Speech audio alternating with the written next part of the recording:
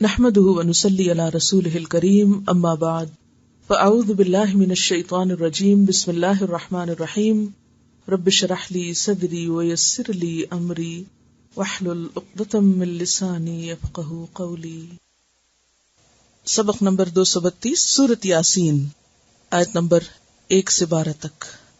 Lesson number 232 آیت number 1 to 12. لفظی ترجمہ. سورۃ یاسین.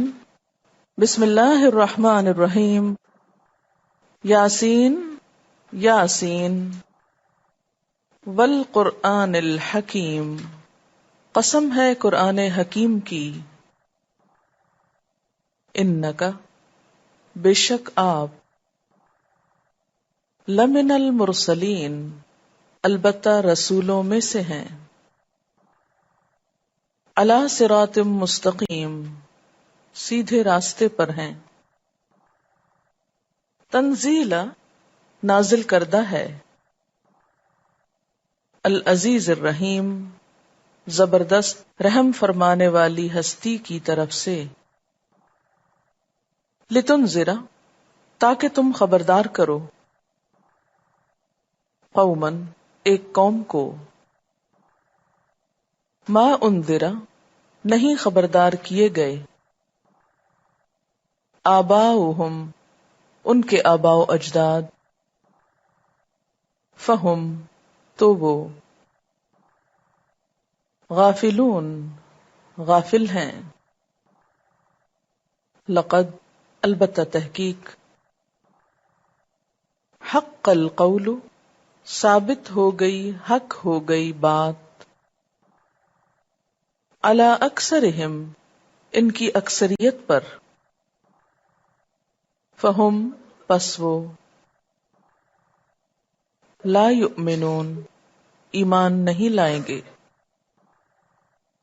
انا، بے شک ہم نے. جعلنا، ڈال دیے ہم نے. فی اعناقہم، ان کی گردنوں میں. اغلالا، طوق. فہیا، تو وہ. الی الاذقان، ٹھوڑیوں تک ہیں. فہم، تو وہ. مقمحون، سر اٹھائے ہوئے ہیں. وجعلنا، اور بنا دی ہم نے. من بین ایدیہم، ان کے سامنے سے. سدن، ایک دیوار. ومن خلفہم، اور ان کے پیچھے سے. سدن، ایک دیوار. فاغشیناہم، پھر ڈھانپ دیا ہم نے ان کو. فہم، پس وہ. لا یبصرون، نہیں وہ دیکھتے. وسواء، اور برابر ہے. علیہم، ان پر. اانذرتہم، خواہ تم ڈراؤ ان کو. ام لم، یا نہیں. تنذرہم، تم ڈراؤ ان کو. لا یؤمنون، نہیں وہ ایمان لائیں گے. انما، بے شک. تنذر، تم خبردار کر سکتے ہو. من، جو. اتبع، پیروی کرے. الذکر، نصیحت کی. وخشیہ، اور ڈرے. الرحمن، رحمان سے. بالغیب، ساتھ غیب کے یا غائبانہ طور پر. فبشر ہو، پس خوشخبری دے دو اس کو. بمغفرۃ، بخشش کی. واجر کریم، اور عزت والے اجر کی. انا، بے شک ہم. نحنو ہم ہی، نحیی ہم زندہ کریں گے، الموتا مردوں کو، ونکتب اور ہم لکھ رہے ہیں، ما قدموا جو انہوں نے آگے بھیجا، وآثارہم اور ان کے آثار کو، وکل شیء اور ہر چیز کو، احصیناہ شمار کر رکھا ہے ہم نے اس کو، فی امام مبین ایک واضح کتاب میں۔ مکی صورت ہے، 5 رکوع ہیں، 83 یعنی 83 آیات ہیں، 729 یعنی 729 کلمات ہیں، اور حروف کی تعداد 3000 ہے۔ سورۃ یاسین کا نام اس کے ابتدائی حروف یاسین پر ہے، اور یاسین کے بارے میں کئی ایک آراء ہیں۔ بعض نے کہا کہ یہ قرآن کے ناموں میں سے ایک نام ہے، یا محمد صلی اللہ علیہ وسلم کے ناموں میں سے ایک نام ہے، یا پھر لغت طے میں یا سے مراد حرف ندا یا اور سین سے مراد انسان ہے، یا سین سے مراد اے انسان، اور اے انسان کہہ کے خطاب کیا گیا ہے۔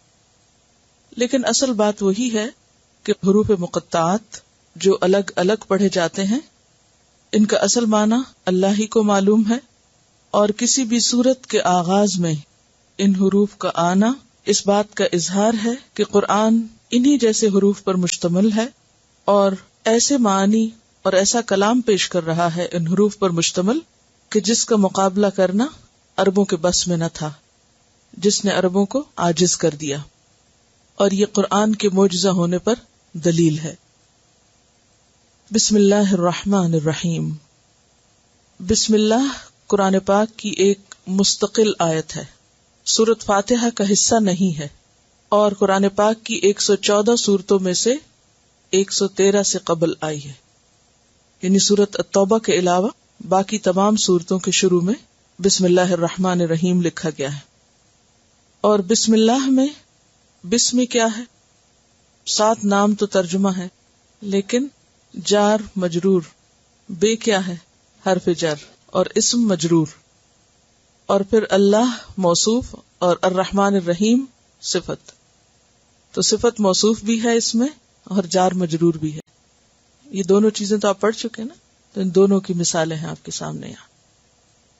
اور آغاز حرف سے ہو رہا ہے بسم اللہ کا، بے حرف ہے، تو بسم اللہ ہی جار مجرور جو ہے اس سے پہلے کوئی فعل ہے، یعنی فعل مقدر ہے، محذوف ہے۔ وہ کیوں محذوف ہے؟ یعنی آپ دیکھیں نا، لفظی ترجمہ یوں بنتا ہے نا، بسم اللہ ہی 7 نام اللہ کے، الرحمن جو بہت مہربان، الرحیم جو بہت رحیم ہے یا بار بار رحم کرنے والا ہے۔ تو اس میں بات پوری بنتی نہیں، یعنی 7 نام اللہ کے کیا میں شروع کرتا ہوں، لیکن شروع کرتا ہوں لکھا تو نہیں ہوا نا، تو یہ جو لکھا نہیں ہوا مگر آپ کے ذہن میں ہے، تو اس کو کہتے ہیں مقدر، یعنی چھپا ہوا ہے، جیسے تقدیر چھپی ہوئی آپ کی، ٹھیک ہے؟ تو یہ فعل مقدر ہوتا ہے۔ کیوں نہیں آیا؟ اللہ تعالیٰ کے لیے کیا مشکل تھا کہ وہ ایک فعل کا اضافہ کر دیتے، یہاں ابدأ کہہ دیتے؟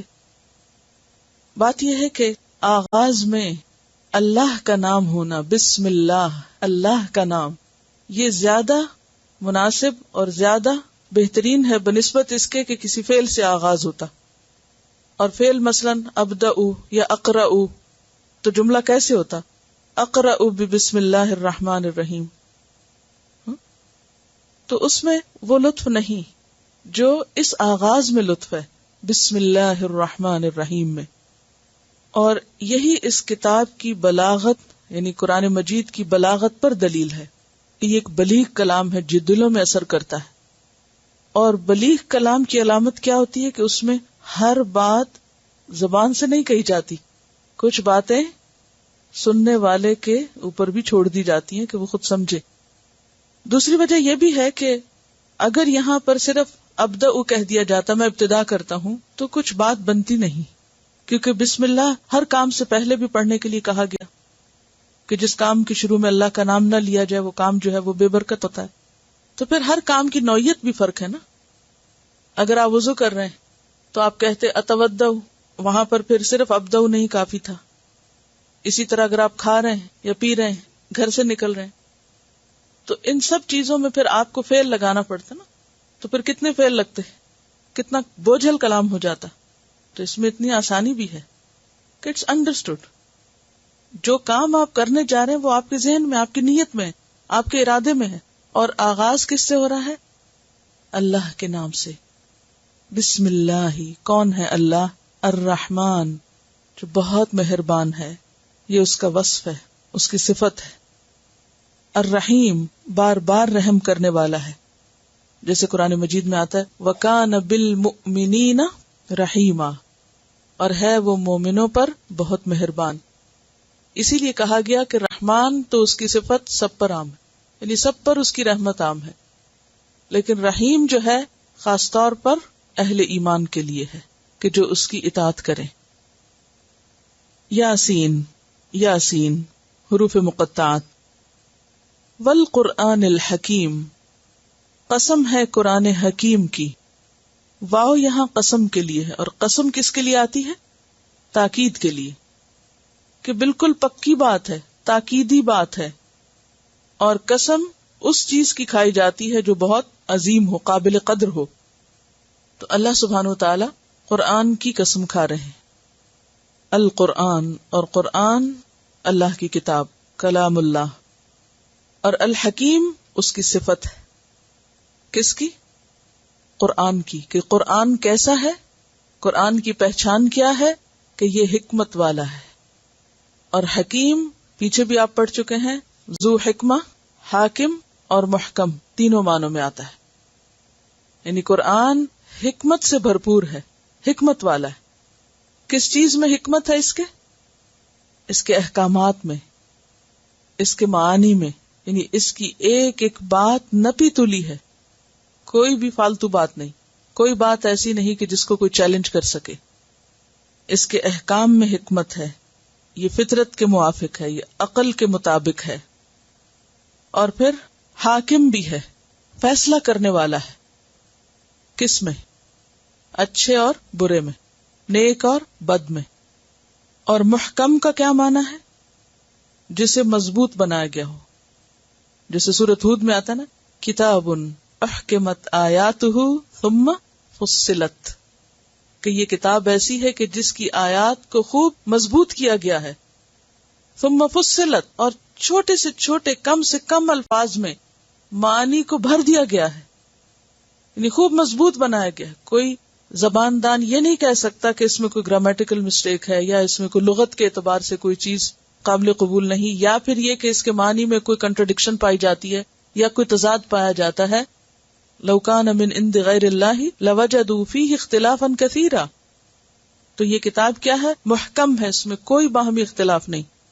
اور اسی طرح یہ حکمت سے بھرپور ہے، اور یہ فیصلہ کن کتاب ہے.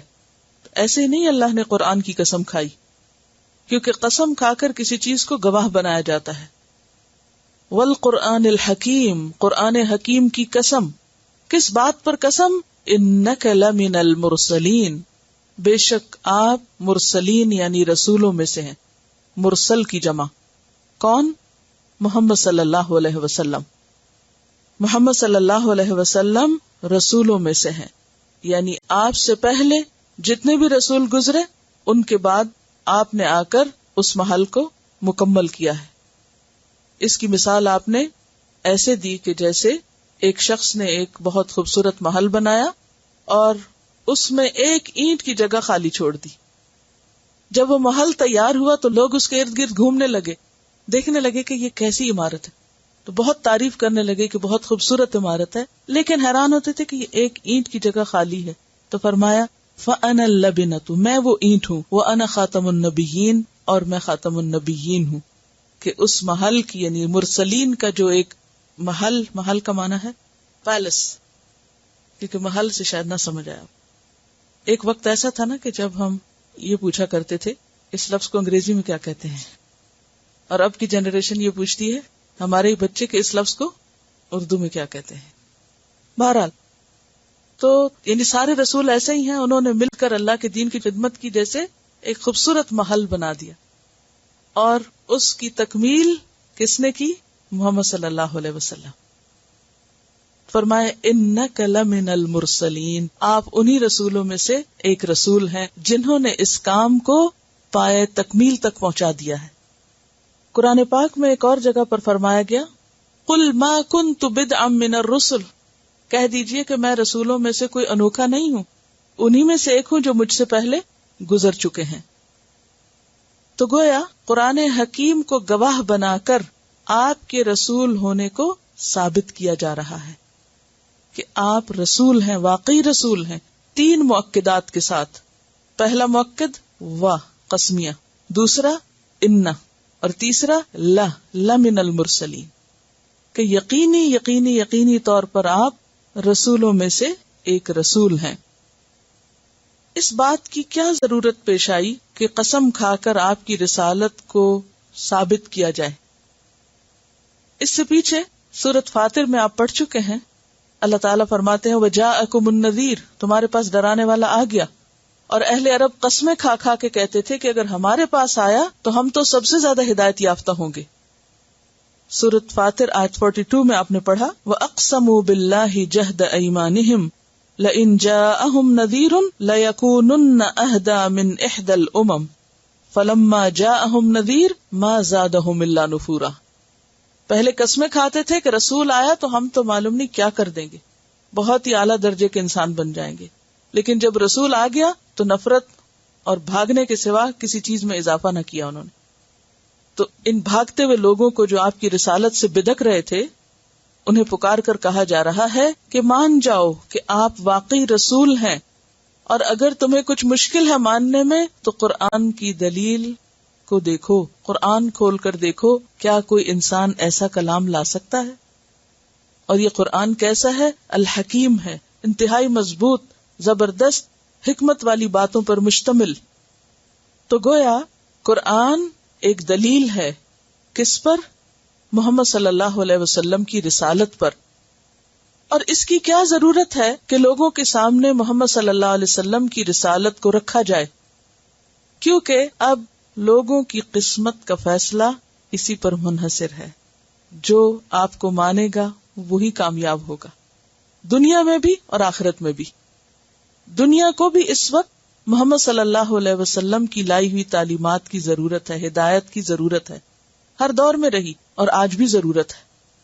کیونکہ انسان اپنی تمام تر ترقی اور تمام تر کوششوں کے باوجود اپنے مسائل حل کرنے سے قاصر ہے. دنیا دن بدن بدامنی کی جگہ بنتی چلی جا رہی ہے، اور اس کی بنیادی وجہ کیا ہے؟ کہ مخلوق اپنے خالق کے احکامات اور ہدایت سے دور ہے، غافل ہے. تو ضرورت اس بات کی ہے کہ آپ کی رسالت کو ثابت کیا جائے، اور ثبوت کے لیے قرآن موجود ہے. اور اس دور میں جو کہ عربی دان تھے، زبان دان تھے، ان کو بھی اسی پہ لایا جا رہا ہے. اور آج بھی جس کو اس میں شک ہو کہ محمد صلی اللہ علیہ وسلم اللہ کے رسول ہیں یا نہیں، تو اسے اپنا شک دور کرنا چاہیے. کس ذریعے سے؟ قرآن کو پڑھ کر، قرآن کو دیکھ کر. قرآن ایک معجزہ خالدہ ہے. خالدہ کا کیا معنی؟ ہمیشہ رہنے والا، قیامت تک باقی ایک معجزہ اور میریکل ہے، اور ایک زبردست دلیل ہے کہ 1400 سال سے اس کتاب میں کسی قسم کی کوئی تبدیلی نہیں ہوئی. دنیا میں زبانیں بدلتی رہتی ہیں، ہر کچھ عرصے کے بعد، ہر کچھ فاصلے کے بعد زبانوں میں تبدیلی آتی جاتی ہے، لیکن قرآن کی زبان جو کل تھی وہی آج ہے، اور اس میں کسی قسم کی کوئی تبدیلی نہیں ہوئی.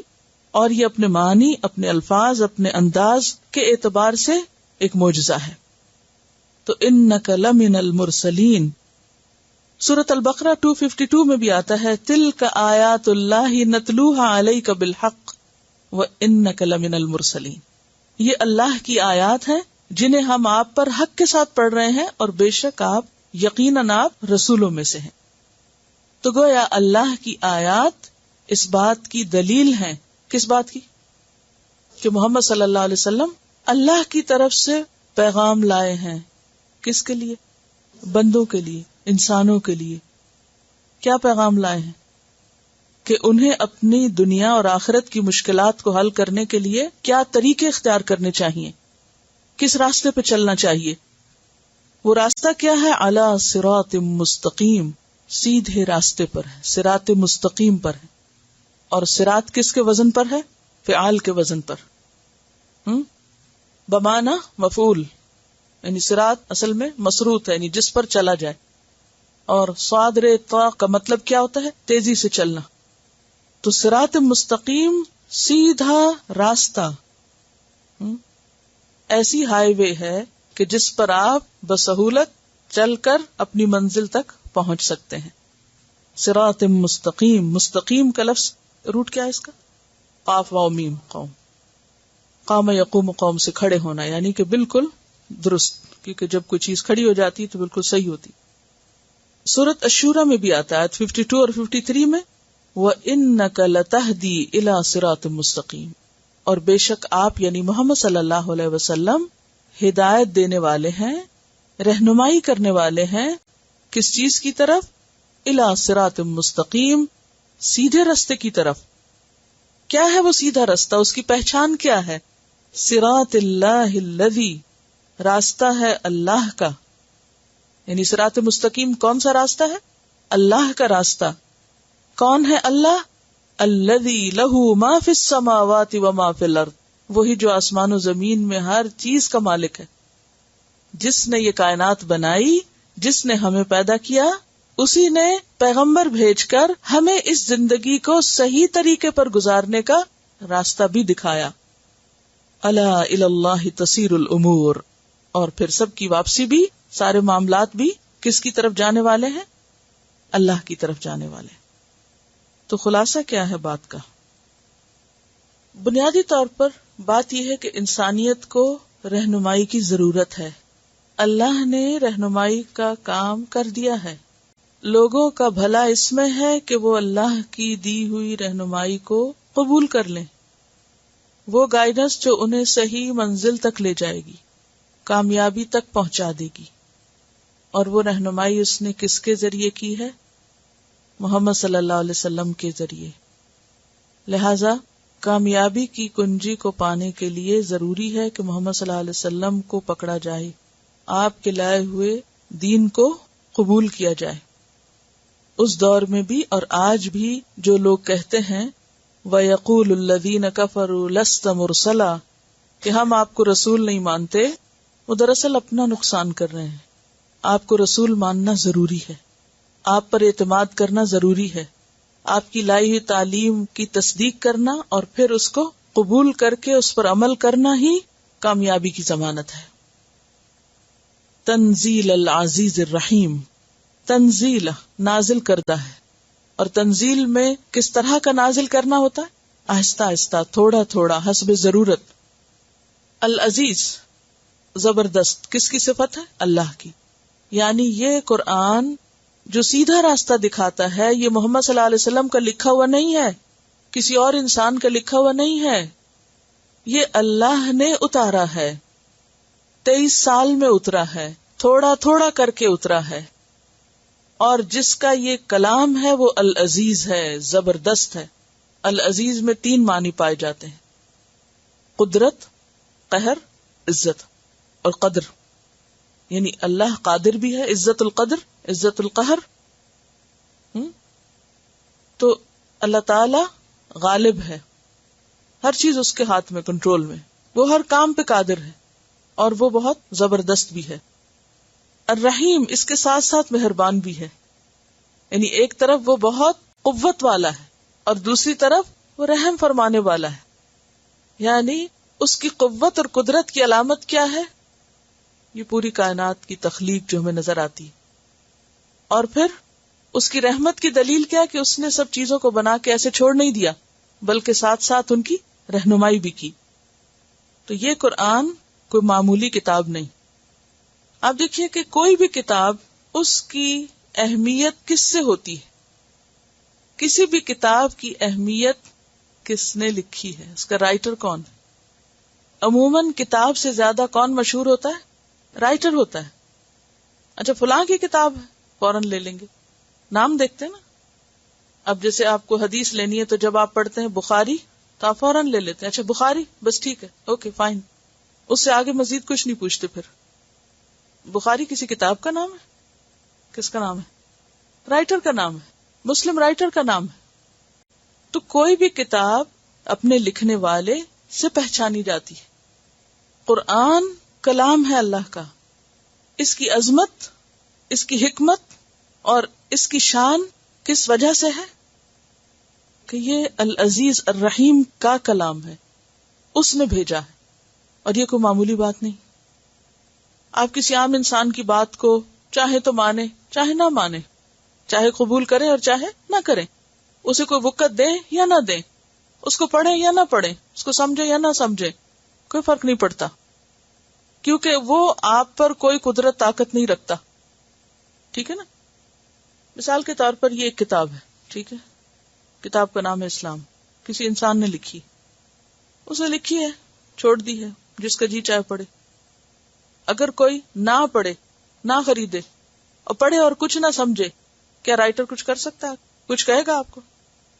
لیکن یہ کتاب قرآن کسی انسان کی نہیں، کسی جن کی نہیں، کسی فرشتے کی نہیں، یہ اس ہستی کی کتاب ہے، اس کا کلام ہے کہ جو آسمان اور زمین کا مالک ہے اور جو العزیز ہے اور جو الرحیم بھی ہے. اس کی بات کو اگر کوئی اہمیت نہیں دے گا، اسے قبول نہیں کرے گا، اسے نہیں مانے گا، تو یوں ہی چھوڑ نہیں دیا جائے گا.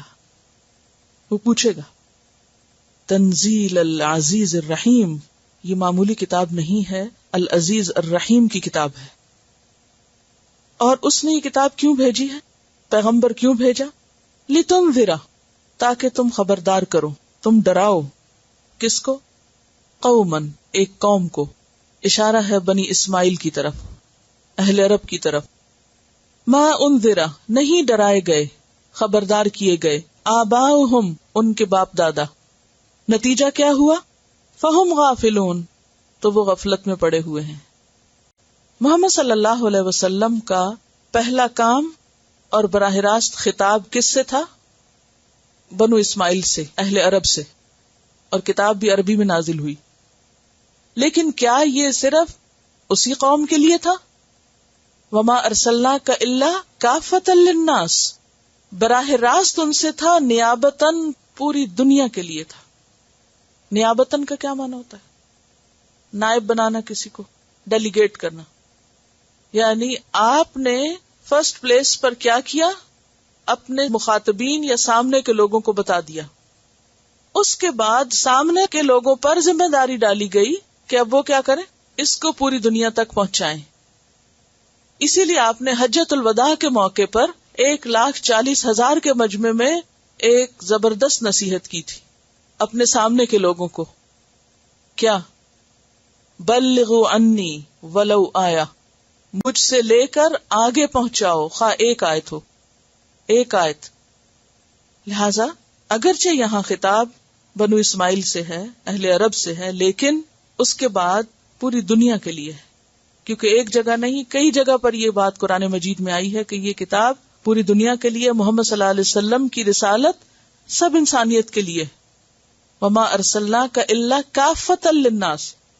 اور سورۃ الفرقان کی شروع میں آپ نے پڑھا کہ اللہ تعالیٰ نے یہ فرقان کیوں اتارا ہے؟ لیکون للعالمین نذیرا.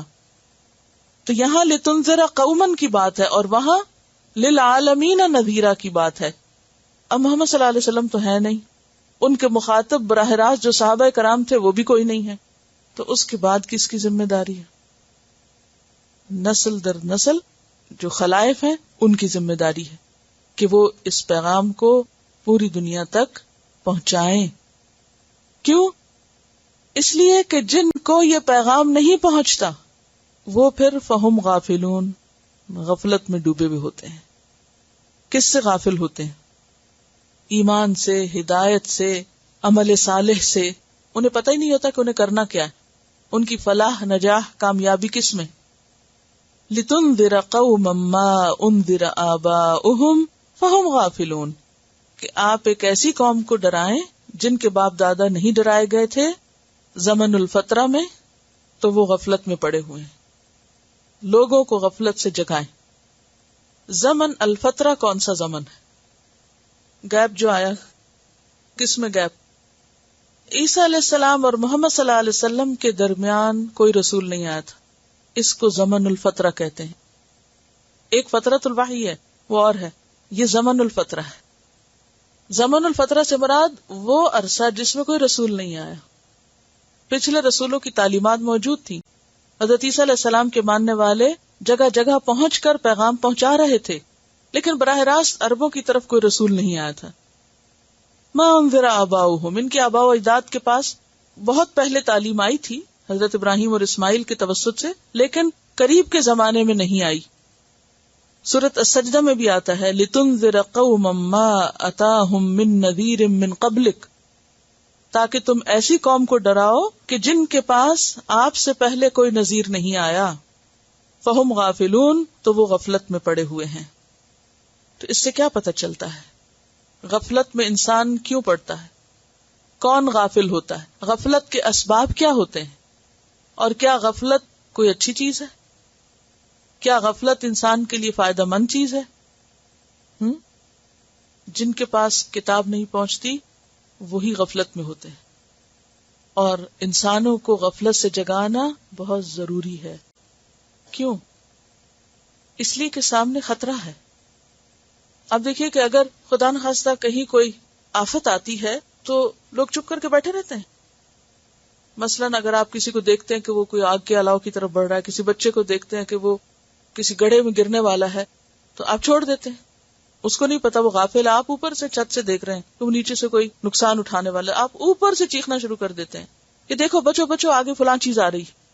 تو ہم سب انسانوں کے آگے ایک بڑا دن ہے، حساب کتاب کا دن ہے، اور کچھ لوگ سو رہے ہیں، بھولے ہوئے ہیں کہ کل کس چیز سے واسطہ پیش آنے والا ہے.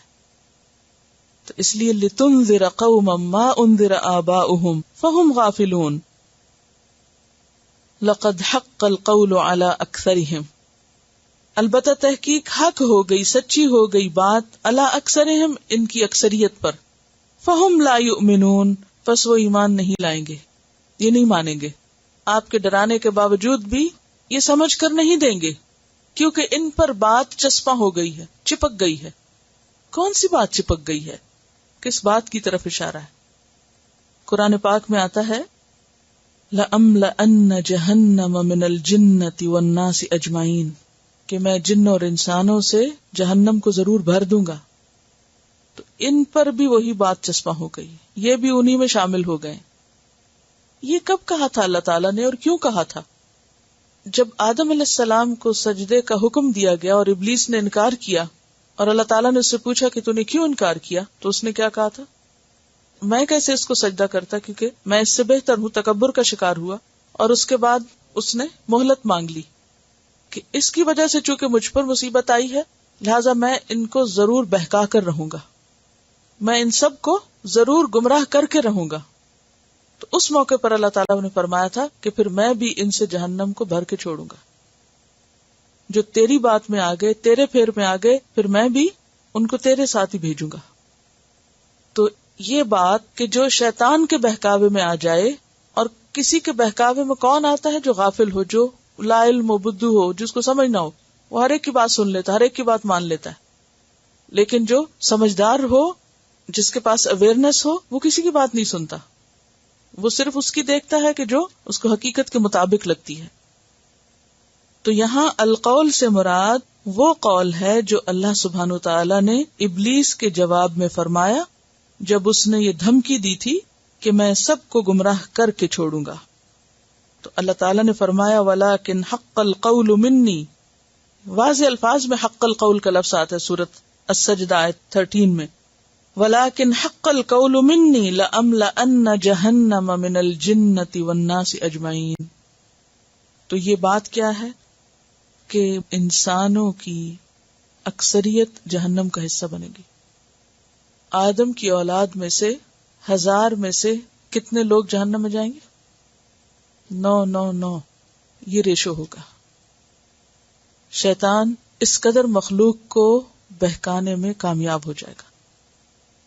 تو یہ لوگ بھی چونکہ غفلت میں ہیں، اور انہیں احساس بھی نہیں کہ غفلت میں ہیں، اور غفلت کی نیند سے جاگنا بھی نہیں چاہتے، کیونکہ سوئے ہوئے کو اٹھانا سب سے مشکل کام ہوتا ہے نا. آپ کو کون سا کام مشکل لگتا ہے صبح آنے سے پہلے؟ سوئے ہوئے کو اٹھانا.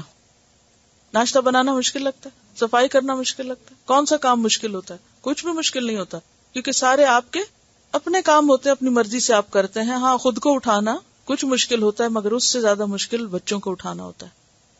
یہ تو فزیکل نیند ہے نا. تو جو لوگ خواہشات نفس کے پیروکار بن چکے ہوں، جو خواہشات میں ڈوبے ہوئے ہوں، اور جو آخرت کو بھولے ہوئے ہوں، اور جو اپنے انجام سے بے خبر ہوں اور دنیا میں اتنے محو ہوں، ان کو جگانا، ہوش میں لانا، احساس دلانا آسان نہیں، کیونکہ وہ ماننے کو تیار ہی نہیں. وہ کہتے ہیں کیا مشکل ہے تمہیں، تم اپنا کام کرو، ہمیں چھوڑو، سونے دو. کیونکہ وہ سونے پہ راضی ہو چکے ہیں نا، مزے لے رہے ہیں نیند کے. اور ویسے بھی آپ دیکھیں، اتفاق یہ کہ میں کل ابن القیم الجوزی کی کتاب طب نبوی پڑھ رہی تھی. میں ہر روز تھوڑا تھوڑا اس میں سے پڑھتی رہتی ہوں، پڑھی ہوئی باتوں کو بھی پڑھتی رہتی ہوں، کیونکہ بہت نصیحت کی باتیں اس میں اپنے آپ کو سیدھا کرنے کے لیے. تو اس میں وہ کہتے ہیں کہ ضرورت سے زیادہ سونا اپنے ساتھ ظلم ہے، اپنی عمر گھٹانے کے برابر ہے، کیونکہ سوتے ہوئے آپ کچھ بھی نہیں کرتے، تو گویا وہ آپ کی زندگی کا حصہ ہی نہیں جو آپ نے استعمال نہیں کیا. ہاں میں سوتے ہی رہے. اور دلوں کو سخت کرنے اور غفلت کا سبب ہے زائد ضرورت سونا. اور پھر نفس انسانی کے لیے کھانا اور سونا جتنا چاہے آپ بڑھا لیں اور جتنا چاہے گھٹا لیں، جتنا چاہے آپ بڑھا لیں اور جتنا چاہے گھٹا لیں. اور آپ دیکھیں کہ ایسے لوگ بھی دنیا میں پائے جاتے ہیں جو دنیا میں اہم ترین ٹاسک بجا لانے کے لیے کس طرح اپنی نیند کو کنٹرول کرتے ہیں اور کیسے کیسے اپنے کاموں میں کامیاب ہوتے ہیں، اور سوئے ہوئے لوگوں سے کیا کچھ وہ چرا لیتے ہیں. عام طور پر اگر کوئی کم سوئے تو اس کو لوگ ملامت کرتے رہتے ہیں کہ تم اپنے آپ کو ہلاک کر ڈالو گے اور تم مر جاؤ گے اور تم صحت خراب کر رہے ہو اور معلوم نہیں کیا کچھ. تو بات یہ ہے کہ غفلت انسان کے لیے سب سے زیادہ مہلک ہے، سب سے زیادہ اس کو نقصان پہنچانے والی ہے. چاہے وہ دنیاوی امور میں غافل ہو، جو ضروری چیزیں ہیں جن کے بارے میں اسے پتا ہونا چاہیے، خواہ وہ اس کی صحت سے متعلق ہو، خواہ وہ اس کے کسی دنیاوی ایم آبجیکٹو سے متعلق ہو، یا پھر سب سے بڑھ کر آخرت سے متعلق. تو پیغمبروں نے آ کر لوگوں کو خبردار کیا ہے، جگایا ہے، غفلت سے نکالا ہے. وہ سو رہے تھے، انہیں یاد ہی نہیں کہ انہوں نے واپس بھی جانا ہے. ایسے شخص کا حال کچھ اسی طرح ہے جیسے کوئی مسافر سو جائے، اسٹیشن پہ جا کے سو جائے، ایئرپورٹ پہ جا کے سو جائے. نتیجہ کیا نکلے گا؟ فلائٹ مس ہو جائے گی. تو بالکل اسی طرح کامیابی ہمیشہ ہمارا انتظار نہیں کرتی. زندگی میں ہر شخص کو چانسز ملتے ہیں، مواقع ملتے ہیں، اپرچونٹیز اللہ تعالیٰ ہر ایک کو دیتا ہے. کوئی استعمال کر جاتا ہے اور کوئی گنوا دیتا ہے، کوئی فائدہ اٹھا لیتا ہے اور کوئی ان کو ضائع کر دیتا ہے. اور جو شخص پیغمبروں کی تعلیم سے فائدہ نہیں اٹھاتا، اللہ کی کتاب سے فائدہ نہیں اٹھاتا، وہ دراصل غافل ہے، کیونکہ اصل غفلت سے نکالنے والی یہی چیزیں. اور ایک اور بات آپ یہاں دیکھیے کہ تنذر صرف آیا، قرآن میں عمومی طور پر نذیر اور بشیر ساتھ آتا ہے، یہاں صرف نذیر آیا ہے، کیونکہ بشیر سے بھی زیادہ نذیر کا کام اہم ہے. کوئی اٹھے گا تو بشارت لے گا نا. کسی کو آپ نے گڈ نیوز سنانی ہو تو سوئے ہوئے کو تھوڑی سنا کے چلے جائیں گے. کوئی اچھی خبر ہو آپ کے پاس اور آپ گھر میں داخل ہو اور گھر والے سو رہے ہوں تو آپ اعلان کر کے کہ یہ اچھی خبر ہے تم سب کے لیے اور چلے جائیں تو اس کو تو کوئی فائدہ نہیں. پہلے ان کو جگائیں گے نا، پھر کچھ بتائیں گے. تو اہم ترین کام کیا ہے؟ لوگوں کو جگایا جائے، ہوش میں لایا جائے. یہ کام فرض ہے، سنت ہے، نفل ہے، مستحب ہے، کیا ہے؟ دلیل دیں مجھے. فرض کفایہ ہے. لوگوں کو جگانا فرض کفایہ ہے. اور سب سے زیادہ انسان اللہ کے قریب کس طرح ہو سکتا ہے؟ سب سے زیادہ تقرب کس کام کو کر کے حاصل ہوتا ہے؟ فرائض کو ادا کر کے. وہ حدیث قدسی میں آتا نا کہ سب سے زیادہ بندہ میرے قریب ہوتا ہے جس چیز سے، وہ کیا ہے؟ فرائض. پھر اس کے بعد نوافل کا درجہ آتا ہے. اگر کسی بستی میں کچھ لوگ بھی نہ جاگتے ہوں جو دوسروں کو جگانے کا کام کریں تو کیا ہوگا؟ سب پہ مصیبت آئے گی. اب مثلاً سیکیورٹی گارڈز جو ہوتے ہیں وہ ساری ساری رات جاگتے ہیں، تو تب کچھ لوگ سو سکتے ہیں، آرام کر سکتے ہیں یا پرسکون ہو سکتے ہیں. اور اگر وہ بھی سو جائیں تو سب کا سکون لٹ جائے گا. تو یہ جو تبلیغ کا فریضہ ہے اور تبلیغ سے پہلے پھر علم حاصل کرنے کا کام، یہ امت مسلمہ کے فرائض میں سے ہے. اب مثلاً بہت سے لوگ آپ کو بھی کہتے ہوں کہ آپ کو کیا مجبوری ہے اتنا پڑھنے پڑھانے، وہ لوگ جو گھروں میں بیٹھے ہوئے وہ مسلمان نہیں ہیں، تمہارا کیا خیال ہے وہ جہنم میں جائیں گے اور تم زیادہ جنت کمانے جا رہے ہو؟ ایسی باتوں سے عموماً کیا ہوتا ہے کہ شیطان انسان کو اس کے کام سے پیچھے ہٹاتا ہے، غافل کرتا ہے، سست کرتا ہے. وہ سوچتا ہے کہ کوئی ضروری بھی تو نہیں، ہمارے ماں باپ نے نہیں پڑھا تھا، پہلے تو کوئی ایسا طریقہ بھی نہیں تھا کہ لوگ قرآن سمجھیں، یہ تو کوئی نیا ہی فیشن چل پڑا، کوئی نیا ہی ٹرینڈ آ گیا ہے کہ قرآن کو سمجھو. تو جنہوں نے نہیں سمجھا تو انہوں نے کوئی بہت بڑا جرم کیا. یہاں کیا کہا جا رہا ہے؟ لِتُنذِرَ قَوْمًا مَا أُنذِرَ آبَاؤُهُمْ فَهُمْ غَافِلُونَ. غفلت میں پڑھنے کی وجہ یہ ہے کہ ماں باپ غافل تھے. وہ کیوں غافل تھے؟ ان کے پاس میسج نہیں تھا، انہوں نے پڑھا نہیں تھا.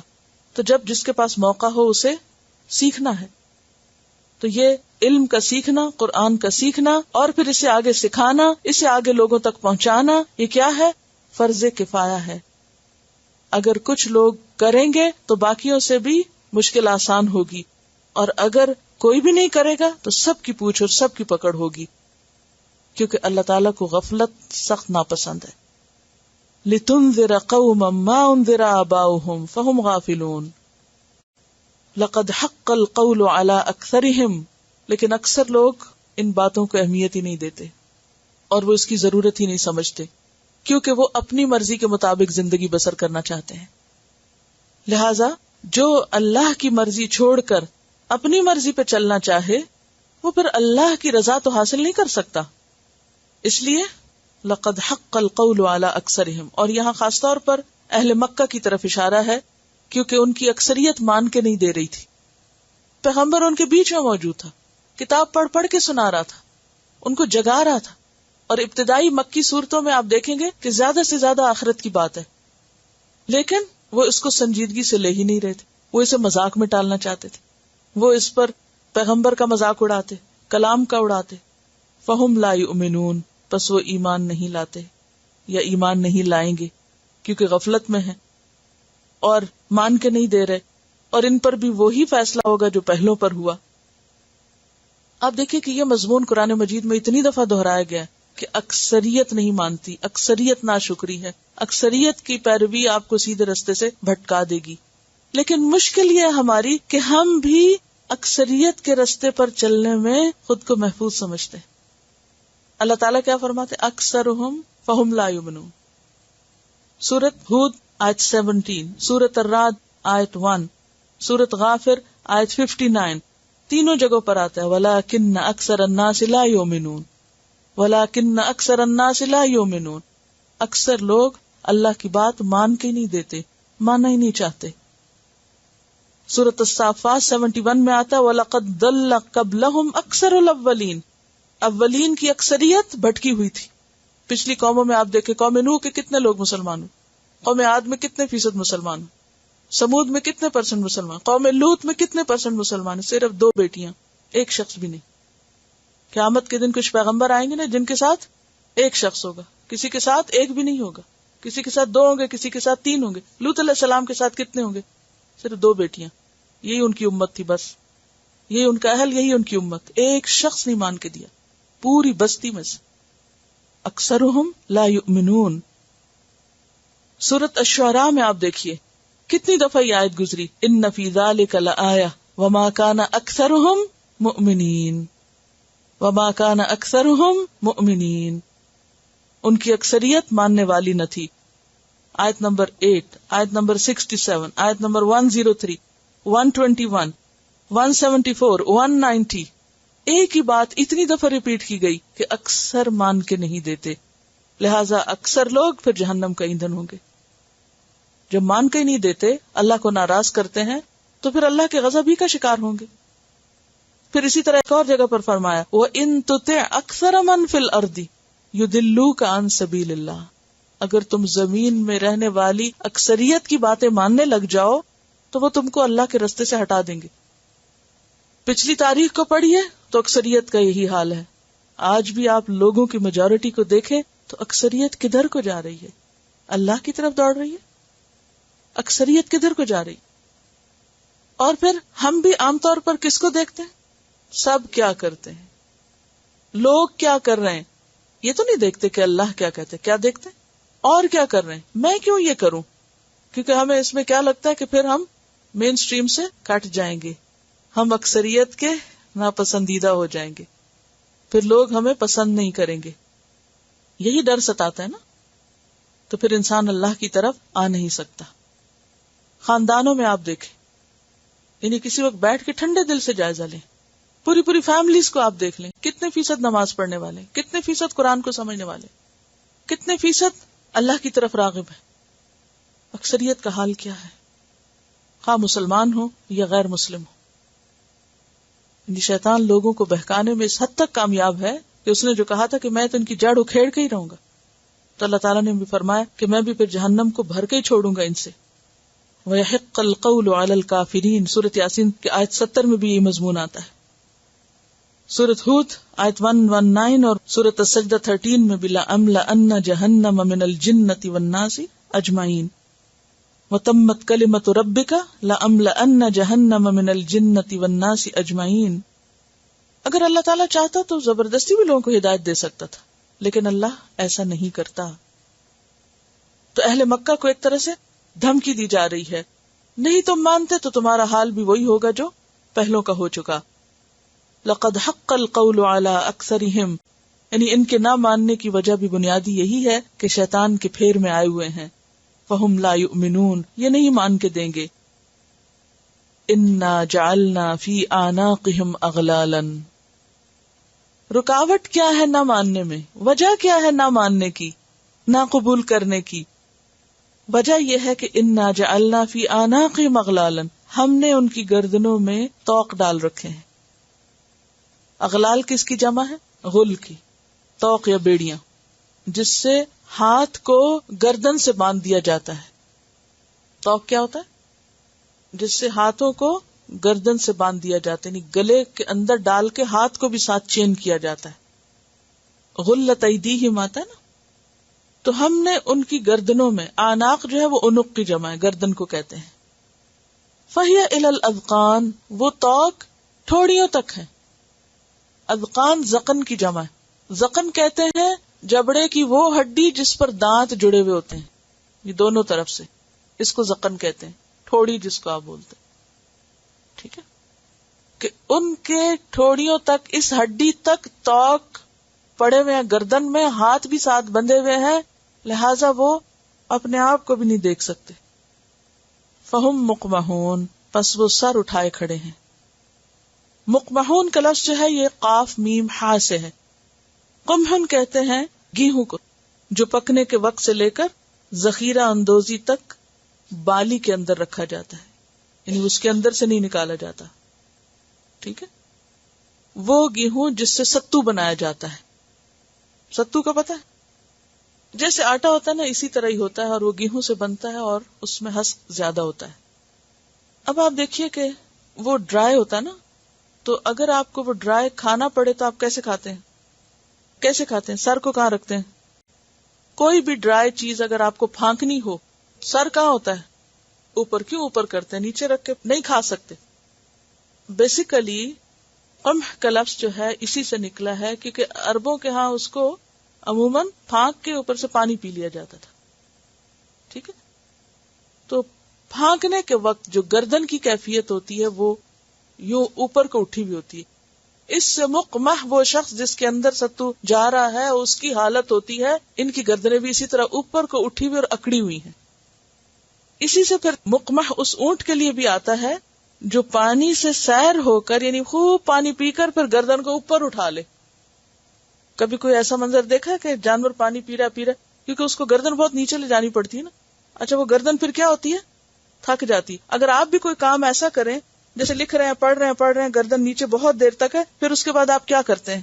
ریلیکس ہونے کے لیے خوب پیچھے لے جاتے ہیں گردن کو. تو یہ خوب گردن کا پیچھے لے جانا جو ہے اس کو مقمح کہا جاتا ہے. اس میں گویا آدھا سر اوپر کوئی اٹھ جاتا ہے، انسان کو اپنا آپ اور اپنا آس پاس کچھ نظر نہیں آتا. یہ اس کیفیت کے لیے آیا ہے. اسی طرح گھوڑے کی جب باگیں کھینچی جاتی ہیں تو اس کا سر کہاں ہوتا ہے؟ اس کے لیے بھی یہ لفظ استعمال ہوتا ہے. تو اونٹ سے، گھوڑے سے جب وہ سر اٹھائے ہوئے ہو، اس انسان کو تشبیہ دی جا رہی ہے جو تکبر کے مارے سر اٹھائے ہوئے ہو، سر جھکا کے نہ دے، بات مان کے نہ دے. تو یہاں وجہ بتا دی گئی کہ یہ لوگ کیوں نہیں ایمان لاتے، کیونکہ ان کے اندر تکبر ہے، غرور ہے، سرکشی ہے، اکڑ ہے. تو وہ اکڑ ان کو سر جھکانے نہیں دے رہی، اپنے آپ کو بڑی چیز سمجھتے ہیں. دوسری وجہ، وَجَعَلْنَا مِن بَيْنِ أَيْدِيهِمْ سَدًّا وَمِن خَلْفِهِمْ سَدًّا فَأَغْشَيْنَاهُمْ فَهُمْ لَا يُبْصِرُونَ. وَجَعَلْنَا، اور بنا دیا ہم نے، مِن بَيْنِ أَيْدِيهِمْ، ان کے سامنے. بین کہتے ہیں درمیان کو، اور یہ ایدی دو ہاتھ، دو ہاتھوں کے بیچ میں نہیں، سامنے. سدن دیوار. سد ذوالقرنین کے بارے میں آپ نے پیچھے پڑھا تھا، بند باندھنا. اور سد معارب ابھی پیچھے آپ نے سورۃ سبا میں قوم سبا کا جو بند تھا اس کے بارے میں پڑھا. تو سد کہتے ہیں پتھروں کے ساتھ رخنوں کو اس طرح بھر دینا کہ کوئی سوراخ شگاف نہ ہو. ایسی دیوار جس میں کوئی گلاس نہیں، کوئی سوراخ نہیں، کچھ نہیں، خوب بھاری پتھروں کے ذریعے خوب موٹی دیوار ہے، آڑ، رکاوٹ. ایک پتھروں کی دیوار آگے ہے، وَمِن خَلْفِهِمْ سَدًّا، اور ایک سد بند پیچھے ہے، آگے بھی بند پیچھے بھی بند. فَأَغْشَيْنَاهُمْ، اوپر سے بھی ڈھکے ہوئے. کسی بند لفٹ کو ذہن میں لے آئیے. اگر آپ کبھی لفٹ پہ چڑھے ہوں تو آپ نے دیکھا ہوگا کہ پیچھے سے بھی تینوں طرف سے بند ہوتی ہے، اور دروازہ جب بند ہو جاتا ہے تو وہ ایسے ہی ہے کہ جیسے آگے سے بھی دیوار ہے اور پیچھے سے بھی دیوار ہے اور اوپر سے بھی بند ہے. فَأَغْشَيْنَاهُمْ فَهُمْ لَا يُبْصِرُونَ، کچھ بھی نہیں دیکھ سکتے کس فلور پہ ہیں، اللہ کہ وہ آپ کو انڈیکیٹر بتائے کہ ہاں جی آپ اس فلور پہ، آپ کو کچھ پتا نہیں. تو یہی حال ان لوگوں کا ہے، آگے بھی پیچھے بھی دائیں بائیں اوپر ہر طرف سے گھرے ہوئے ہیں، ان کو کچھ بھی نظر نہیں آتا. فَهُمْ لَا يُبْصِرُونَ. تو دو رکاوٹوں کا ذکر کیا گیا، ایک رکاوٹ جس سے اپنا آپ نظر نہیں آتا، اور دوسری رکاوٹ جس سے آس پاس نظر نہیں آتا. انسان کی ہدایت کے لیے اللہ تعالیٰ نے دو بڑی نشانیاں رکھی ہیں کائنات میں، ایک ہے وفی انفسہم اور دوسری وفی الآفاق. ایک ہے اپنے نفس کی نشانی کہ انسان اپنے آپ کو پہچانے، اور ایک ہے کائنات کو جانے. ان دو طریقوں سے انسان اللہ کے قریب ہو سکتا ہے. پیغمبروں کی ہدایت کے بعد کائنات میں غور و فکر انسان کی ہدایت کا ذریعہ بنتا ہے. جیسے ابراہیم علیہ السلام کائنات میں غور و فکر کرتے تھے نا. اب یہاں ان لوگوں کا حال بیان کیا جا رہا ہے جو ایک طرف غرور اور تکبر کا شکار ہے، اپنے آپ کو بہت عقل مند، بہت پڑھا لکھا، بہت سمجھدار مانتے ہیں، لہذا وہ کسی پیغمبر، کسی دین، کسی قرآن کی بات کو لینا نہیں چاہتے. اور دوسری طرف انہوں نے اپنے اوپر ایک ایسا خول چڑھا رکھا ہے، ایسا لائف سٹائل اختیار کیا ہوا ہے، ایسی خواہشات میں ڈوبے ہوئے ہیں کہ اس کے باہر ان کو کچھ بھی نظر نہیں آتا. وہ ایک ایسی دنیا میں ہیں، ایک ایسی روٹین میں ہیں، ایک ایسی لائف میں ہیں کہ اس کے باہر ان کو کسی چیز کی ضرورت بھی محسوس نہیں ہوتی. وَجَعَلْنَا مِن بَيْنِ أَيْدِيهِمْ سَدًّا وَمِنْ خَلْفِهِمْ سَدًّا فَأَغْشَيْنَاهُمْ فَهُمْ لَا يُبْصِرُونَ. اور یہ پردہ کون سا پردہ ہے جو آنکھوں پہ پڑ جاتا ہے. وَعَلَىٰ أَبْصَارِهِمْ غِشَاوَةٌ، سورۃ البقرہ آیت 7 میں آتا ہے، اور سورۃ الجاثیہ 23 میں آتا ہے وَجَعَلَ عَلَىٰ بَصَرِهِ غِشَاوَةٌ، اس نے ان کی آنکھوں پہ پردہ ڈال رکھا ہے. اور بیسیکلی تو دل کے اندر وہ غفلت ہوتی ہے نا، اِنَّا جَعَلْنَا عَلَىٰ قُلُوبِهِمْ أَكِنَّةً أَن يَفْقَهُوهُ وَفِي آذَانِهِمْ وَقْرًا. تو انسان کی ہدایت کے راستے میں جو چیزیں رکاوٹ ہیں وہ کیا ہوئی پھر؟ نمبر 1 تکبر، خود کو بڑی چیز سمجھنا، سر اوپر اٹھائے رکھنا، حق کو، سچائی کو مان کے نہ دینا، اس کا اعتراف ہی نہ کرنا، اپنی بڑائی میں ایسا گم ہونا کہ باہر کی کوئی چیز نظر ہی نہ آئے، اپنی دنیا میں اتنے مطمئن ہونا، اتنے سیٹسفائیڈ ہونا، ایسی کنٹینٹمنٹ ہونا، ایسا غافل ہونا کہ اس کے باہر جھانکنے کی ضرورت ہی محسوس نہ ہو. اب دیکھیں نا کہ جو شخص بے چین ہوتا ہے، جو شخص اپنے آپ سے بیزار ہوتا ہے یا اپنے ماحول سے، تو وہ ہمیشہ کیا سوچتا ہے؟ اگر مثلاً اگر آپ کو اپنے گھر کے اندر گرمی لگ رہی تو آپ کیا کرتے ہیں؟ باہر نکلتے ہی نہیں. اور اگر آپ کے اپنے گھر ایئر کنڈیشنڈ ہیں، ہر طرح کی راحت اور آرام اس میں ہے، آپ بھلے باہر کیوں نکلیں گے؟ نکلیں گے؟ نہیں نکلیں گے. نکلیں بھی تو فوراً کیا کریں گے؟ واپس چلے جائیں گے. تو وہ لوگ جو دنیا کی زندگی پر ایسے مطمئن ہو جائیں، راضی ہو جائیں کہ انہیں باہر دیکھنے کی ضرورت بھی محسوس نہ ہو، وہ لوگ پھر حق کو، ہدایت کو، پیغمبر کی بات کو مان نہیں سکتے، لہٰذا ان کو ہدایت بھی نہیں ملتی. سورۃ الکہف میں بھی اللہ تعالیٰ فرماتے ہیں الذین کانت اعینہم فی غطاء عن ذکری وکانوا لا یستطیعون سمعا. سورۃ النساء 155 میں آتا ہے بل طبع اللہ علیہا بکفرہم. النحل 108 میں آتا ہے اولئک الذین طبع اللہ علی قلوبہم وسمعہم وابصارہم واولئک ھم الغافلون. اور ایسا کیوں ہوتا ہے؟ ذالک بانہم آمنوا ثم کفروا فتبع علی قلوبہم. اللہ ہدایت کیوں نہیں دیتا؟ فلما زاغوا ازاغ اللہ قلوبہم. جب انسان کا دل ٹیڑھا ہو جاتا ہے، جب انسان خود ماننا نہیں چاہتا، قبول نہیں کرنا چاہتا، تو پھر اس کو کوئی بھی کچھ دکھا نہیں سکتا، سمجھا نہیں سکتا. اس کے برعکس جو لوگ متواضع ہوں، ہمبل ہوں، اپنے آپ کو بہت بڑی چیز نہ سمجھیں، پیغمبر کو اس کا مقام دیں، اللہ کی عظمت پہچانیں، اس کی بات قبول کرنے کے لیے تیار ہوں، کوشش کریں، ارادہ کریں، تو والذین اہتدوا زادہم ھدی. جو قدم بڑھاتا ہے اللہ اس کو ہدایت میں اور زیادہ اضافہ کر دیتا ہے. اور جو قدم بڑھا کے اور کوشش کرتا ہے والذین جاہدوا فینا لنہدینہم سبلنا. جو جد و جہد کرتا ہے، محنت کرتا ہے، تکلیف اٹھاتا ہے، آگے بڑھتا ہے، تو اللہ تعالیٰ اس کے لیے بہت سے راستے ہدایت کے آسان کر دیتے ہیں. اور جو اللہ پر اعتماد کرتا ہے اس کو بھی اللہ ہدایت دیتا ہے. وَمَن يُؤْمِن بِاللَّهِ يَهْدِ قَلْبَهُ. جو اللہ پر ایمان رکھتا ہے اللہ اس کے دل کو ہدایت دیتا ہے. تو کیا ضروری ہے ہدایت پانے کے لیے؟ تواضع، انکساری، عاجزی. اور کیا ضروری ہے؟ اللہ پر اعتماد، طلب، کوشش، جد و جہد، محنت، تڑپ، پیاس ضروری ہے. تب انسان پانی کی طلب میں نکلتا ہے، اور مل جائے تو اس کے ایک ایک قطرے کو پیتا ہے. وہ آخری قطرے تک کو بھی بیکار نہیں سمجھتا. جس کو جتنی پیاس ہوتی ہے وہ اتنا ہی پانی پیتا نا. کیونکہ کچھ لوگ تو ایسے ہوتے ہیں کہ جو آدھا پی کے چھوڑ دیتے ہیں، ہوتا نا ایسے، اور کچھ سارا پیتے ہیں، اور کچھ ایک ایک قطرے تک کو بھی اپنے اندر اتارتے ہیں کہ یہ بھی چاہیے. تو جتنی جتنی جس کے اندر طلب ہوتی ہے اتنا اتنا وہ آگے بڑھتا ہے، اور جب وہ طلب نہیں رہتی تو پھر اللہ بھی ہدایت نہیں دیتا. چلیے تلاوت سنیے اس کی. وَسَوَاءٌ عَلَيْهِمْ أَأَنذَرْتَهُمْ أَمْ لَمْ تُنذِرْهُمْ لَا يُؤْمِنُونَ. اور ان پر برابر ہے خواہ تم ان کو ڈراؤ یا نہ ڈراؤ وہ نہیں مانیں گے. کیوں نہیں مانیں گے؟ کیونکہ ان پر ڈر اثر ہی نہیں کرتا. ڈر اثر کیوں نہیں کرتا؟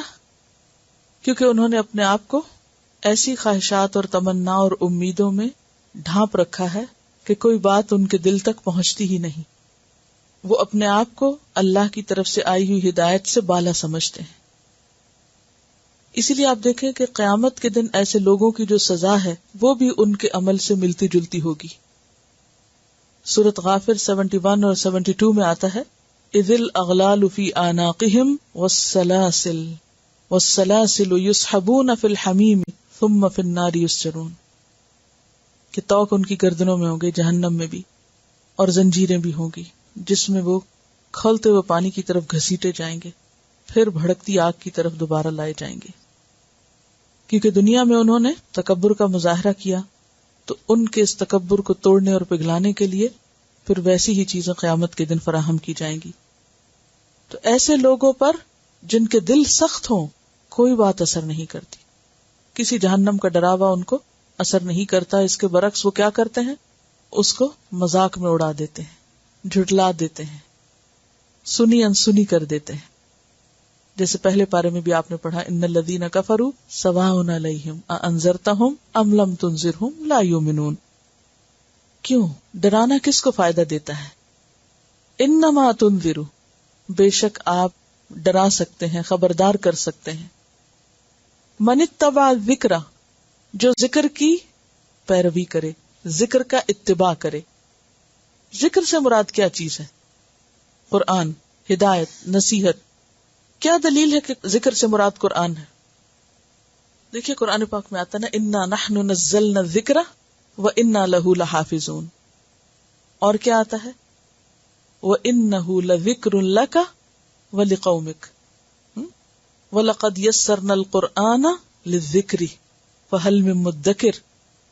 تو جو اس ذکر کی پیروی کرے، اور پیروی کا مطلب نمبر 1 تصدیق اور نمبر 2 عمل، یعنی اس کو قبول کرے اور نمبر 2 اس پر عمل کرے۔ انما تنذر من اتبع الذکر، یعنی ڈرانا تو اس کو فائدہ دیتا ہے جو نصیحت کو فالو کرنا چاہے، اس پر عمل کرنا چاہے۔ اور ایک اور جگہ پر بھی فرمایا نا فذکر ان نفعت الذکر۔ اب بات یہ نا کہ پیچھے کہا گیا کہ یہ نہیں مان کے دیں گے، تو پھر کیا انسان کسی کو کچھ بتائے نہیں بتاتا رہے۔ فذکر فان الذکر تنفع المؤمنین، ماننے والوں کو نصیحت فائدہ دیتی ہے اور وہی اس سے فائدہ اٹھائیں گے۔ من اتبع الذکر وخشی الرحمن بالغیب، اور وہ ڈرتا ہو رحمان سے غائبانہ طور پر، چھپ کے۔ خشیت کیا ہوتی ہے؟ خشیت کا معنی بتائیے۔ کسی کی عظمت کی بنا پر ڈرنا، اور وہ ڈرنا جو علم پر مبنی ہو۔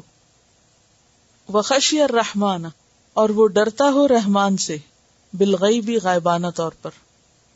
غائبانہ طور پر کا کیا مطلب ہے؟ اس کے 2 معنی ہیں۔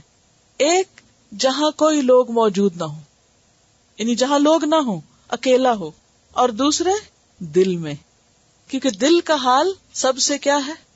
چھپا ہوا ہے۔ تو اصل خوف کون سا ہے؟ جو زبان پر نہیں، جو کہاں ہے؟ دل میں ہے۔ جس کا دل رب سے ڈرتا ہو، خواہ وہ لوگوں کے بیچ میں ہو، خواہ وہ لوگوں سے الگ ہو۔ اگر دل میں ڈر ہے تو وہی انسان کو صحیح کام پر مائل کر سکتا ہے، اور اگر دل میں ڈر نہیں تو پھر محض لوگوں سے ڈر کے کوئی کام چھوڑنا تو ہے ہی ریاکاری، اس کا تو کچھ فائدہ ہی نہیں۔ ایسے لوگوں کے اوپر بات اثر ہی نہیں کرتی جو صرف دکھاوے کے کام کرنا چاہتے ہو۔ اس لیے فرمایا کہ آپ اسی کو خبردار کر سکتے ہیں، یا آپ کی نصیحت سے وہی فائدہ اٹھا سکتا ہے جو ذکر کی پیروی کرے، اسے قبول کرے، اس پہ عمل کرے، اور رحمان سے غائبانہ طور پر ڈرے، صرف لوگوں کے بیچ میں بیٹھ کے نہیں ڈرے۔ یعنی ہر وہ کام جو ہم صرف لوگوں کے ڈر سے کرتے ہیں کہ لوگ کیا کہیں گے، ہائے لوگ دیکھ رہے ہیں، ہائے لوگوں کو پتہ چل جائے گا، کیا اس کو خشیت کہیں گے؟ نہیں۔ کیا وہ اللہ کی خشیت ہوگی؟ نہیں۔ سورۃ فاطر میں کیا آتا ہے؟ انما یخشی اللہ من عبادہ العلماء، اللہ سے ڈرتے ہیں اس کے جاننے والے بندے۔ تو وہ ڈر جو علم پر مبنی ہو وہ خشیت ہوتا ہے۔ خشیت محض خوف نہیں ہوتا۔ لیکن ہم سب اپنا اپنا جائزہ لیں کہ کیا ہم اس کیٹیگری میں فال کرتے ہیں؟ مثلا قرآن تو بہت لوگ پڑھتے ہیں، لیکن قرآن کس کو فائدہ دیتا ہے؟ جو اللہ سے ڈرتا ہو۔ اور اللہ سے ڈرنے والا کسی بھی دنیاوی فائدے کی خاطر کوئی غلط کام نہیں کرتا۔ مثلا آپ کے سامنے اگر کسی کا پرچہ رکھا ہوا ہو اور کوئی آپ کو خود لکھ کر ترجمہ دے دے، تو بھی آپ اپنے اوپر کیا سمجھیں گے؟ اگر اللہ سے ڈرتے ہو تو حرام سمجھیں گے کہ نہیں، میری آنکھ کے لیے دیکھنا ہی حرام ہے، کیونکہ یعلم خائنۃ الاعین، وہ جانتا ہے نگاہوں کی خیانت۔ تو کیا نقل کرنے والے اللہ سے ڈرنے والے، یا صرف ٹیچر کے ڈر سے نقل نہ کرنا خدا کا خوف کہلاتا ہے؟ نہیں، یہ تو خشیت نہ ہونے کی علامت ہے۔ خشیت تو صرف اس میں ہے کہ جس کے سامنے سارے مواقع کھلے ہوئے ہوں، لیکن صرف وہ اللہ سے ڈر کے، اس کے دل میں خدا کا ڈر ہے، لہٰذا وہ اللہ سے ڈر کے کوئی بھی غلط کام نہیں کرتا، خواہ وہ کتنا بڑا نقصان اٹھا لے۔ اور صرف یہ کلاس کی حد تک نہیں، امتحان کی حد تک نہیں، یہ چھوٹے چھوٹے امتحان ہوتے ہیں نا، تو ہم کیا چاہتے ہیں کہ کامیاب ہو جائیں اس میں، تاکہ لوگوں میں ہماری شان بن جائے، اور لوگوں کو ہم کہہ سکیں کہ دیکھو ہم نے ہر پرچے میں 100% مارکس لیے، کہیں کوئی یہ نہ کہ اچھا اس میں تو تم نے کم لیے، کہیں ہم لوگوں سے پیچھے نہ رہ جائیں۔ ایک تو یہ دنیا کا آگے اور پیچھے ہونا نا، اور ایک اللہ کے ہاں بھی ایک نمبر لگ رہے ہیں اور وہاں بھی آگے پیچھے ہونا ہے. تو جو رحمان سے ڈرتا ہو وہ دنیا میں پیچھے رہ بھی جائے تو اللہ کی نگاہ میں آگے بڑھ جاتا ہے، کیونکہ اس نے رحمان کو عزت دی ہے. وہ اپنے رب کو عزت دیتا ہے کہ رب میں بندوں سے نہیں تجھ سے ڈرتا ہوں، تو میرے لیے زیادہ اہم ہے، مجھے بندوں کے نگاہوں کا خوف نہیں، تیرا خوف ہے، اس لیے میں یہ غلط کام نہیں کر رہا. خواہ میرے پاس موقع ہے، خواہ میرے پاس چانسز ہیں، خواہ مجھے کوئی بھی نہیں دیکھ رہا. اور اس میں عمر کے بڑے اور چھوٹے ہونے کی بات نہیں ہوتی. وہ ایک مشہور قصہ ہے جس میں ایک شخص کسی کے باغ سے پھل توڑنے کے لیے جانا چاہتا تھا، تو اس کو یہ ڈر ہوا کہ مجھے باغ والا دیکھ نہ لے یا کوئی دیکھ کے میری شکایت نہ کر دے. تو اس نے اپنے بیٹے کو ساتھ لیا اور کہا دیکھو میں درخت پہ چڑھوں گا، تم نیچے کھڑے ہو جاؤ، اگر کسی کو آتا دیکھو تو مجھے بتا دینا، میں فوراً اتر آؤں گا تاکہ پکڑا نہ جاؤں. تو جو ہی باپ درخت پہ گیا تو بچے نے شور مچانا شروع کر دیا. وہ دیکھ رہا ہے، وہ ڈر کے مارے نیچے اترا. کون دیکھ رہا ہے؟ کوئی بندہ تو نظر نہیں آ رہا. اس نے چاروں طرف دیکھا، کوئی بھی نہیں دیکھ رہا. کہا اللہ دیکھ رہا ہے. تو ایسا بھی ہوتا ہے بعض اوقات بڑے بڑے عمر اور عقل اور سمجھ والوں کو اللہ کا ڈر نہیں ہوتا، اور ایک چھوٹی عمر کے جس کو آپ نادان کہہ سکتے ہیں اس کے دل میں اللہ کا ڈر ہو سکتا ہے. تو اصل ڈر اللہ کا وہ ہے جو بن دیکھے ہو، غائبانہ طور پر ہو، جب کوئی نہ دیکھ رہا ہو پھر بھی اللہ دیکھتا ہے، اس بات کا یقین ہو. اور خواہ ہم لوگوں کے بیچ میں ہو تب بھی ہمارا دل اللہ کے ساتھ اٹکا ہوا ہو کہ وہ تو جانتا ہے نا.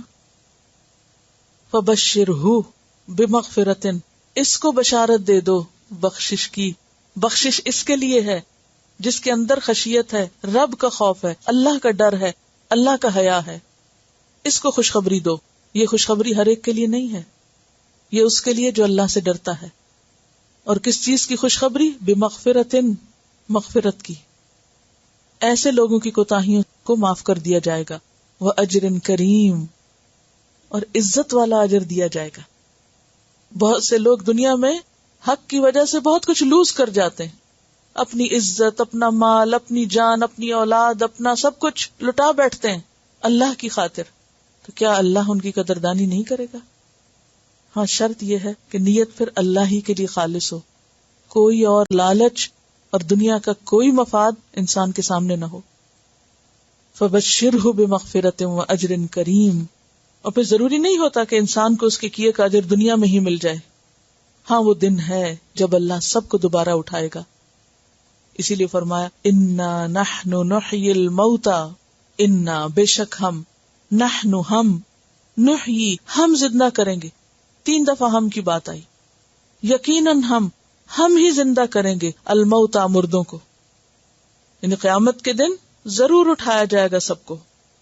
وَنَكْتُبُ، اور ہم لکھ رہے ہیں، مَا قَدَّمُوا، جو انہوں نے آگے بھیجا، وَآثَارَهُمْ، اور ان کے آثار بھی لکھ رہے ہیں. وَكُلَّ شَيْءٍ، اور ہر چیز کو، أَحْصَيْنَاهُ، ہم نے گن رکھا ہے اس کو، فی امام مبین، ایک کھلی کتاب میں. احصینا کا لفظ جو ہے ہا صاد یا سے ہے. حسا کہتے ہیں کنکری کو، پتھر کو. اہل عرب گنتی کے لیے کنکریاں یا پتھر استعمال کرتے تھے. ویسے تو ہاتھوں پہ گنتے تھے، لیکن جس گنتی یا عدد کو محفوظ کرنا چاہتے تھے تو اس کے لیے کیا کرتے؟ پتھروں کا استعمال کرتے. تو اسی سے پھر یہ احصاء کا لفظ آیا.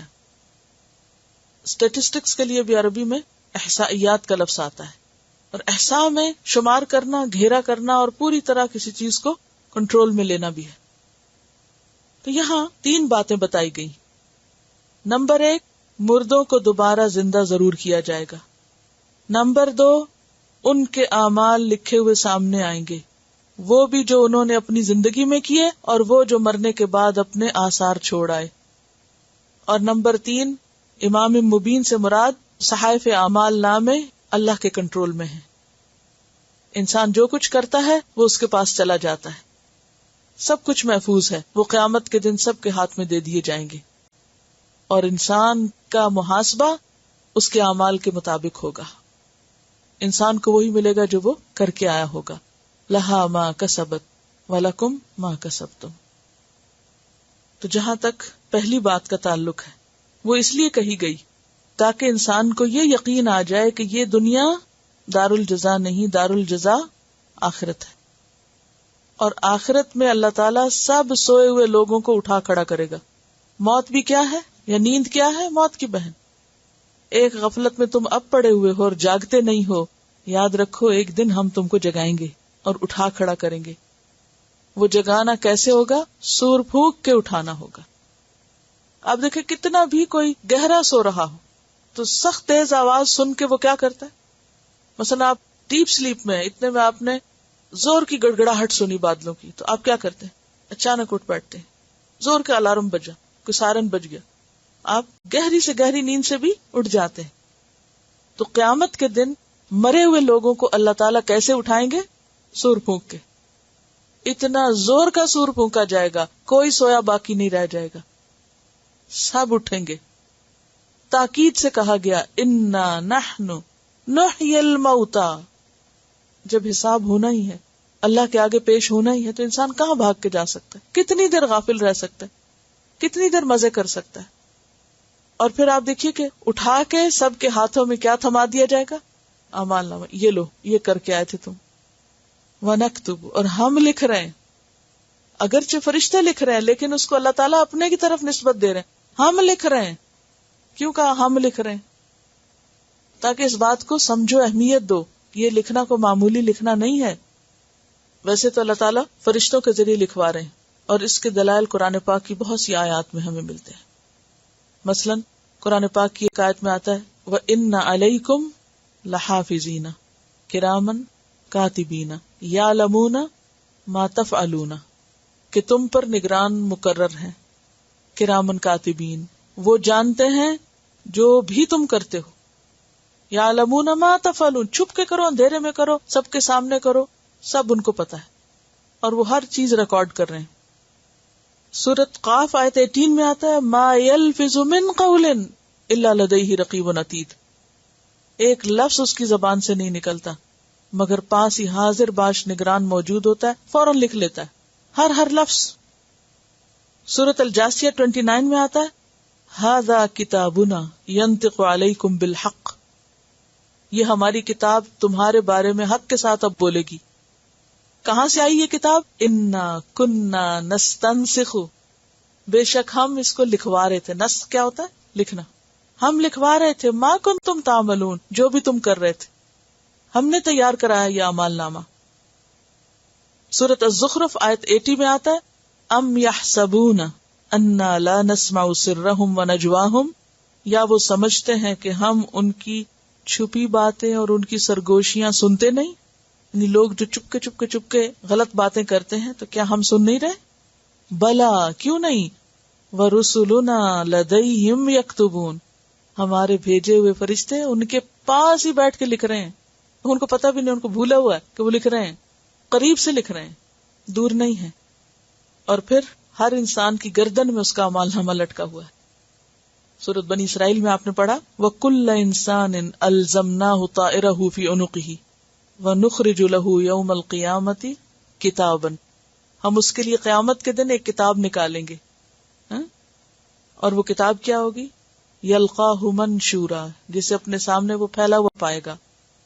اقرأ کتابک، کہا جائے گا اپنی کتاب پڑھو. کفا بنفسک اليوم علیک حسیبا، اپنے بارے میں حساب لگانے کے لیے تم خود ہی کافی ہو. تمہیں خود پتا ہے کہ تم نے کیا کیا تھا، کیونکہ ہر انسان جانتا ہے کہ وہ کیا کر رہا ہے، سب کو پتا ہوتا ہے. اور جب یہ کتاب سامنے آئے گی تو اس وقت انسان کا حال کیا ہوگا؟ وَوُضِعَ الْكِتَابُ فَتَرَى الْمُجْرِمِينَ مُشْفِقِينَ مِمَّا فِيهِ وَيَقُولُونَ، اور وہ کہیں گے کیا، یا ویلتنا ما لهذا الكتاب لا يغادر صغیرة ولا کبیرة الا احصاها. سورۃ الکہف 49. سورۃ القیامہ آیت 13 میں آتا ہے ينبأ الانسان یومئذ بما قدم واخر، انسان کو بتا دیا جائے گا جو اس نے آگے بھیجا اور جو پیچھے چھوڑا. اور یہاں بھی کیا آتا ہے وَنَكْتُبُ مَا قَدَّمُوا وَآثَارَهُمْ. یہ اعمال نامہ جسے لکھوایا جا رہا ہے یہ دو طرح کے اعمال پر مشتمل ہے. ایک وہ عمل جو انسان خود کرتا ہے، جو انسان اپنی زندگی میں خود کر کے آگے بھیج رہا ہے. مثلاً آپ بول رہے ہیں وہ بھی لکھا جا رہا ہے، آپ کچھ کر رہے ہیں وہ بھی لکھا جا رہا ہے، آپ سو رہے ہیں وہ بھی لکھا جا رہا ہے، اتنے گھنٹے سویا. آپ جو ہی اٹھتے ہیں تو فرشتے فوراً نوٹ کر لیتے ہیں اتنے گھنٹے، اتنے منٹ، اتنے سیکنڈ. اب پوری زندگی کا بھی ٹوٹل بتا دیں گے. وہ اس روز میں پڑھی تھی اگر کسی انسان کی زندگی 60 سال ہو اور وہ 8 گھنٹے روز سوئے تو گویا 20 سال سوتے ہوئے گزارتا ہے. 20 سال تو اس کی اصل زندگی پھر نیٹ 40 ایئرز ہوئی.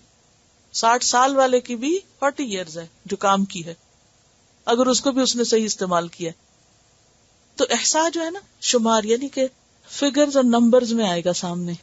اتنے سال سویا, اتنے سال کھایا, اور اب تو لوگ دنیا میں بھی نکالتے رہتے ہیں نا, ایوریج نکالتے رہتے ہیں, اسٹیٹسٹکس لاتے رہتے ہیں. اگر کسی کی اتنی زندگی ہے تو وہ اتنے گھنٹے نہانے میں گزار رہا ہے, مہینے کے اتنے کھانے میں, اور اتنے سب کچھ انسان اپنے ہاتھوں سے دنیا میں اپنا اعمال نامہ اور حساب تیار کر رہا ہے. اور ویسے بھی یہ بات ثابت ہے کہ انسان جو کچھ منہ سے نکالتا ہے وہ کیا ہے, لہروں کی شکل میں, یعنی ساؤنڈ جو ہے وہ اس کی لہریں ہیں. جیسے وہ مشین ہوتی ہے نا, ECG ہوتی, اس کو لگا کے تو وہ پوری ایک گراف بنتا ہے. تو اسی طرح انسان جو کچھ بولتا ہے تو وہ لہریں اوپر نیچے وہ ساری فضا میں محفوظ ہو جاتی ہیں. اب تو ٹیپ ریکارڈر پہ محفوظ ہے, آپ ری پلے کر سکتے ہیں. اسی طرح انسان جو عمل کرتا ہے, یعنی آپ ایک عمل کرتے ہیں نا تو آپ فضا میں ایک لہر بناتے ہیں, یعنی ایک نشان بناتے ہیں, وہ بھی وہاں محفوظ ہو جاتا ہے. تو اس بات کی بھی کوشش ہو رہی ہے کہ ان کو ریٹریو کیا جائے. تو یہ تو اللہ تعالیٰ نے دنیا میں ہمیں دکھا دیا. آج کے انسان کو یہ بات جتنی سمجھ آ سکتی ہے شاید 14 سال پہلے نہ آتی ہو, کہ ہر ایک کی ویڈیو بن رہی ہے اور ہر ایک کی ریکارڈنگ ہو رہی ہے. اور دنیا میں تو ویڈیو بنانے کے لیے ایکسٹرا لائٹس اور روشنیوں کی ضرورت ہوتی ہے, لیکن اللہ کے فرشتوں کی تو آنکھیں اتنی تیز ہیں کہ اندھیرے میں بھی دیکھ لیتے ہیں, اور اتنے تیز کان ہیں کہ وہ چپ کے بھی کوئی بات کرتا ہے تو اس کو بھی, کیونکہ یہاں ہے کہ وہ سمجھتے ہیں کہ ہم ان کی سرگوشیوں کو نہیں جانتے. وہ سرگوشیاں بھی بلا و رسولنا لدیہم یکتبون. اس سے پتہ چلتا ہے کہ فرشتوں کو سرگوشیاں وسپرنگ بھی سمجھ آتی ہے, کیونکہ دنیا میں ایسے جانور بھی ہیں نا کہ جو میلوں سے آواز سن لیتے ہیں, وسپر سن لیتے ہیں, چاپ اور ٹیپ سن لیتے ہیں قدموں کی, وائبریشن کے ذریعے زمین کی حرکت اور موومنٹ, ہواؤں اور پتوں کی سرسراہٹ سے بہت کچھ جان لیتے ہیں. پرندوں میں اور جانوروں میں اللہ نے اتنی سمجھ رکھتی ہے, تو کیا اللہ کے فرشتے اس قابل نہیں کہ وہ وسپرنگ سن کے لکھ لیں؟ وہ لکھ سکتے ہیں. تو اسی کی طرف یہاں توجہ دلائی گئی, وَنَكْتُبُ مَا قَدَّمُوا, جو کچھ انسان خود کر رہا ہے وہ بھی لکھا جا رہا ہے, اور دوسرا وَآثَارَهُمْ, آثار لکھے جا رہے ہیں. آثار کا لفظ اثر سے ہے, اور اثر کہتے ہیں نشان قدم کو. جب آپ کہیں چل کے آگے چلے جاتے ہیں تو پیچھے جو فٹ پرنٹس ہوتے ہیں ان کو کیا کہتے ہیں؟ آثار. آثار بھی لکھے جاتے ہیں. گویا کام اور جس پر انسان کے کام کرتے وقت آثار یا امپریشنز پڑے ہوں وہ بھی ساتھ ہی شمار ہوتے ہیں. ان سب چیزوں کی بھی گواہی ہوگی. یومئذ تحدث اخبارها بان ربک اوحی لها, زمین بھی بولے گی کہ اس کمرے میں, اس جگہ پر, اس کرسی پر, اس میز پر, اس بیڈ پر فلاں نے کیا کیا کام کیا.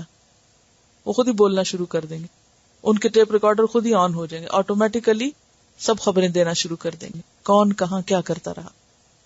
وآثارہم, آثار کو اس طرح بھی آپ سمجھ سکتے ہیں کہ جیسے گاڑی چلتی ہے نا تو اس کو دھواں پیچھے رہ جاتا ہے, گاڑی تو چلی جاتی ہے. بعض اوقات آپ نے آسمان پہ دیکھا ہوگا کہ جب جہاز چلا جاتا ہے تو پیچھے کیا ہوتا ہے, دھوئیں کی پوری لکیر ہوتی ہے, اور وہ کئی گھنٹوں تک باقی رہتی ہے. ذرا سا کب ہو, اوپر ہو, نیچے ہو, سب دور تک دکھتا رہتا ہے. یہ آثار ہے, اور اس کے ٹھیک ٹھاک پرنٹس ہوتے ہیں, ویزیبل ہوتے ہیں, تو وہ بھی لکھے جاتے ہیں.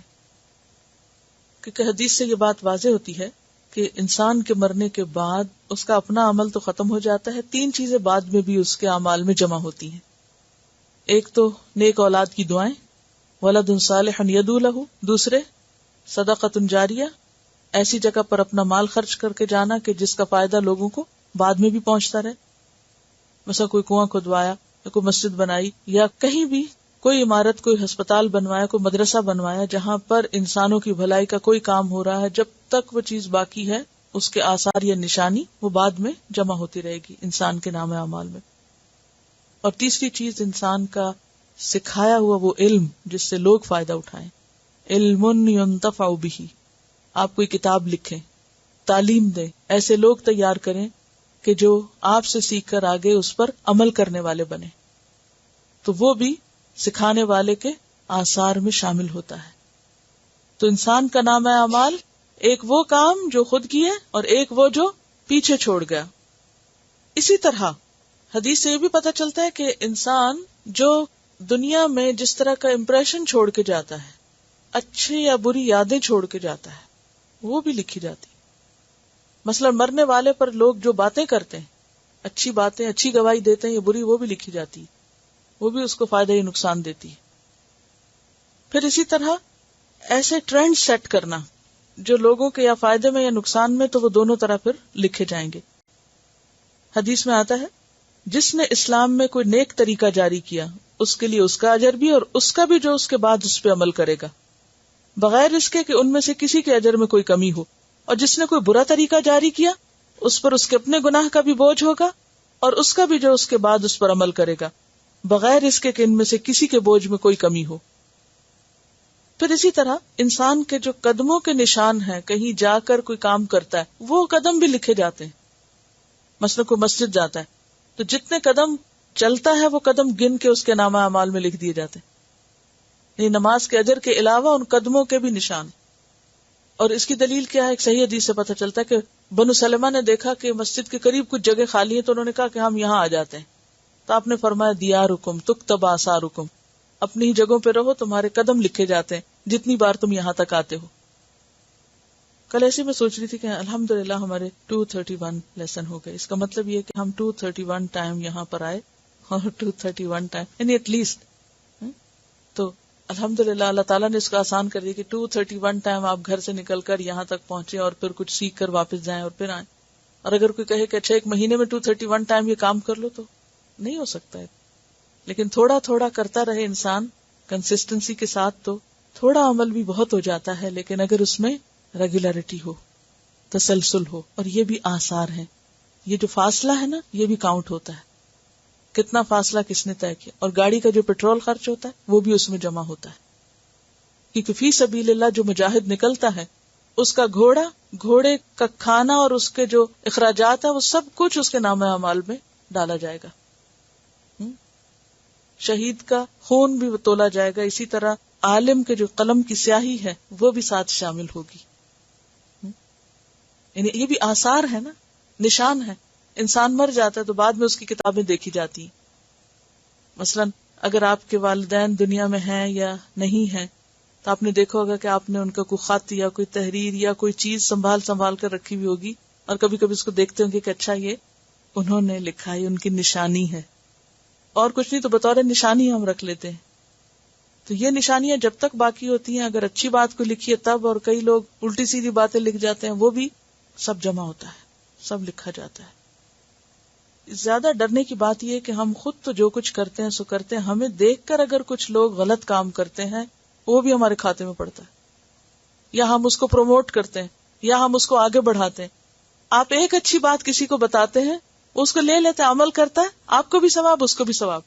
اور ایک غلط بات آپ کرتے ہیں، ایک جھوٹی بات آپ کرتے ہیں تو وہ صرف آپ تک نہیں رہتی، جس کو آپ نے کی ہے اور اس کے مطابق وہ جو آگے کرے گا وہ سب بھی آپ کے کھاتے میں لکھا جائے گا. مثلاً آپ ایک شخص کو اللہ کی طرف بلاتے ہیں، وہ جو کچھ بھی کرے گا وہ سب آپ کے حصے میں. اور اگر آپ کسی کو دین سے بھٹکاتے ہیں، بہکاتے ہیں، دور بگاتے ہیں، وہ بھی آپ کے حصے میں لکھا جائے گا. تو یہ سب انسان کے آثار ہیں، اس کی نشانیاں ہیں، اس کے امپریشنز ہیں، جو اس کی زندگی میں بھی لکھے جا رہے ہیں اور اس کے مرنے کے بعد بھی جب تک وہ باقی ہیں، مٹ نہیں جاتے، وہ لکھے ہی چلے جاتے رہیں گے. اور پھر آپ دیکھیے، میں اس کانٹیکس میں اس کو دیکھ رہی تھی کہ ہم جو کچھ بولتے ہیں وہ بھی جمع ہو رہا ہے. جو کام ہم حرکت کرتے ہیں وہ حرارت کی لہروں کی شکل میں وہ بھی ریکارڈ محفوظ ہے. وہ دنیا کے کسی بھی گوشے میں، جیسے وہ گھر کا دھواں ایک انگیٹھی کے وہ چمنی میں جمع ہو جاتا ہے نا، تو اسی طرح وہ کوئی ہے چمنی اللہ کی کہیں رکھی ہوئی جہاں یہ سارے ہمارے فیومز جو ہیں وہ جمع ہو رہے ہیں. جو بولتے ہیں، جو کرتے ہیں، وہ سارے آثار، ایک امپریشن یا لوگوں کے اندر ہمارا جو ایک مقام ہوتا ہے، لوگ ہمیں جس نظر سے دیکھتے ہیں، وہ ساری جو ایک کیفیت ہے، تو وہ ایک بڑے سیناریو میں وہ سب اپنا اپنا اثر رکھتی نہیں، کیونکہ یہ حرارتی لہریں ہیں نا. تو مثلاً کبھی سمندر کے کنارے پہ گئے تو آپ نے دیکھا ہوگا کہ ایک ویو اٹھتی ہے، جب پھر واپس جاتی وہ کس کس کو ٹکراتی ہے، پھر وہ دور تک چلی جاتی. یا بعض اوقات ایک ویو آتی تو وہ کنارے تک نہیں رہتی، وہ آگے تک چلی جاتی نا. تو کوئی ویو چھوٹی ہوتی، کوئی ویو بڑی ہوتی. کبھی آپ نے اگر مشاہدہ کیا ہو تو بہت انٹرسٹنگ منظر ہوتا ہے نا، کہ ایک ویو آئی اور وہ یہاں تک رک گئی، اور ایک آئی اور وہ اس سے آگے، اور ایک آئی اور وہ اس سے بھی آگے چلی گئی. تو بالکل اسی طرح انسان جو کچھ کرتا ہے ہمارے اعمال کی بھی ویوز اٹھتی ہیں نا. کسی کی ویو اٹھی اور اس نے 4 لوگوں کو ہٹ کیا, کسی کی اٹھی 10 کو ہٹ کیا, کسی کی اٹھی 100 کو ہٹ کیا.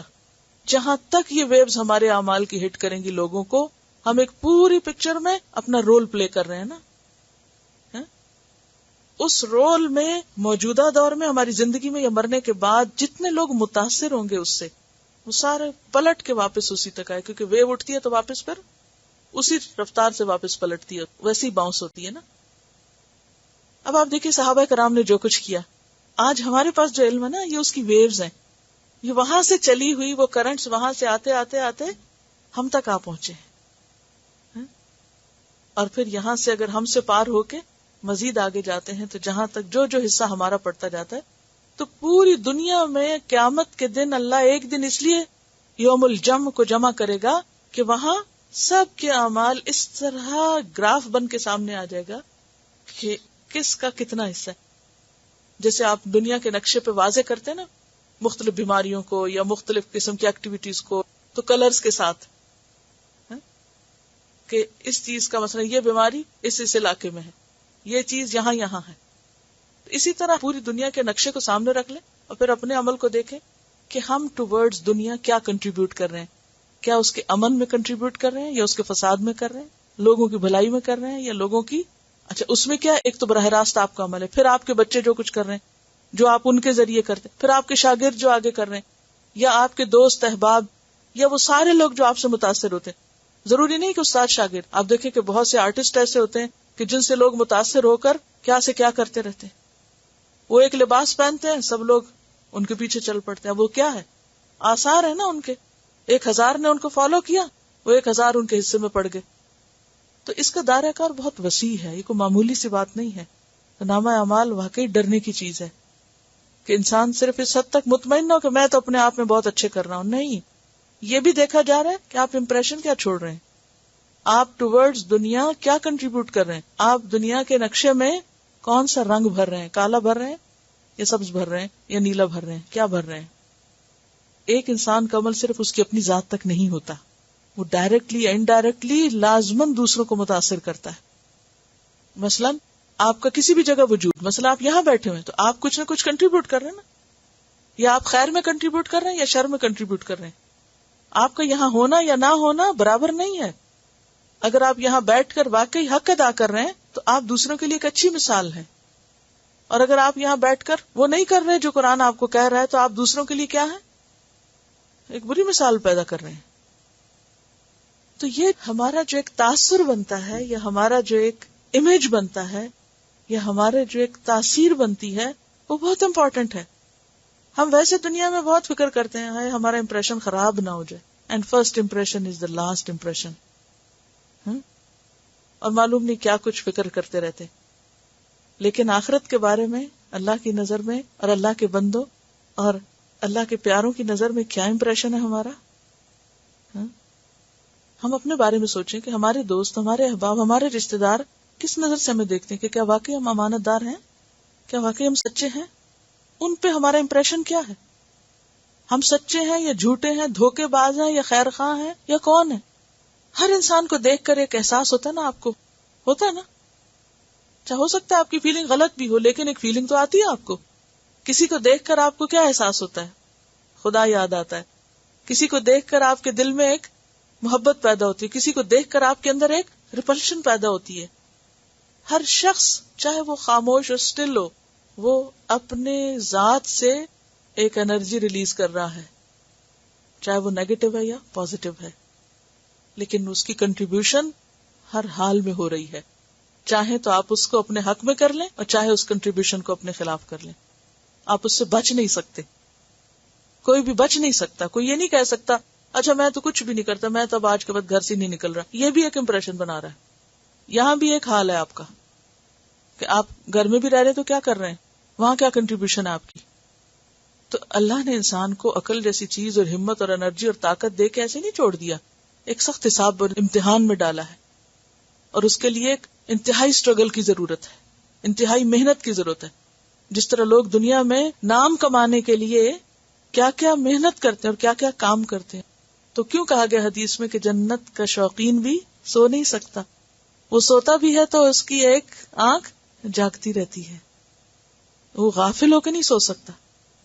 اسی طرح جہنم سے ڈرنے والا بھی سو نہیں سکتا، یہ غافل نہیں ہوتا، وہ سوتا بھی ہے تو اس کا دل جاگ رہا ہوتا ہے کہ نہیں میری ذمہ داریاں، مجھے اٹھنا ہے. وَكُلَّ شَيْءٍ، کل میں کیا نکل جاتا ہے؟ کیا نکل سکتا ہے اس میں سے؟ کچھ بھی نہیں. کُلَّ شَيْءٍ یعنی اس کے اعمال اور اس کے آثار احصیناہ فی امام مبین، ایک کھلی کتاب میں، روشن، واضح، کلیئر کٹ، سب کچھ سامنے اس میں لکھا ہو. امام کا لفظ جو ہے وہ کتاب کے لیے بھی آتا ہے اور رہنما کے لیے بھی آتا ہے، کیونکہ کتاب بھی کیا کرتی ہے؟ لیڈر ہے نا، کتاب بھی ایک رہنمائی کرتی ہے، ہمیں سیدھے یا الٹے رستے پہ چلاتی ہے. اور کیوں اللہ نے یہ سب کچھ لکھ رکھا ہے؟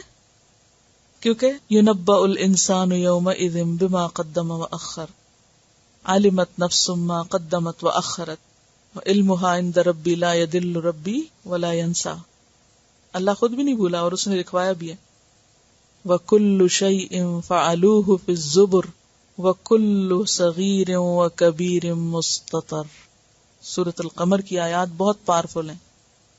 کل شیء فعلوہ، ہر وہ چیز جو انہوں نے کی، فی الزبر، صحیفوں میں. یہاں کیا کہا کہ امام مبین میں، اور وہاں کیا فی الزبر. وکل صغیر وکبیر مستطر، وکل کبیر وصغیر مستطر، ہر بڑا اور ہر چھوٹا سب لکھا ہوا ہے، ریکارڈڈ ہے، کچھ بھی بھولا ہوا نہیں، کچھ بھی فراموش نہیں، اور سب کچھ سامنے آئے گا. جو خود کیا اس کو بھی دیکھنا ہوگا، اور جو ہمارے پیچھے چل کے دوسروں نے کیا وہ بھی دیکھنا ہوگا. وَلَيَحْمِلُنَّ أَثْقَالَهُمْ وَأَثْقَالًا مَعَ أَثْقَالِهِمْ، سورۃ العنکبوت آیت 13، اور سورۃ النحل 25، لِيَحْمِلُوا أَوْزَارَهُمْ كَامِلَةً، اپنے سارے بوجھ پورے کے پورے اٹھائیں گے یوم القیامت. وَمِنْ أَوْزَارِ الَّذِينَ يُضِلُّونَهُمْ بِغَيْرِ علم، اور جن لوگوں کو لا علمی میں بھٹکا رہے ہیں وہ ان کے بھی بوجھ اٹھائیں گے وہ. تو اس لیے کیا ضروری ہے پھر انسان حقیقت حال کا علم حاصل کرے.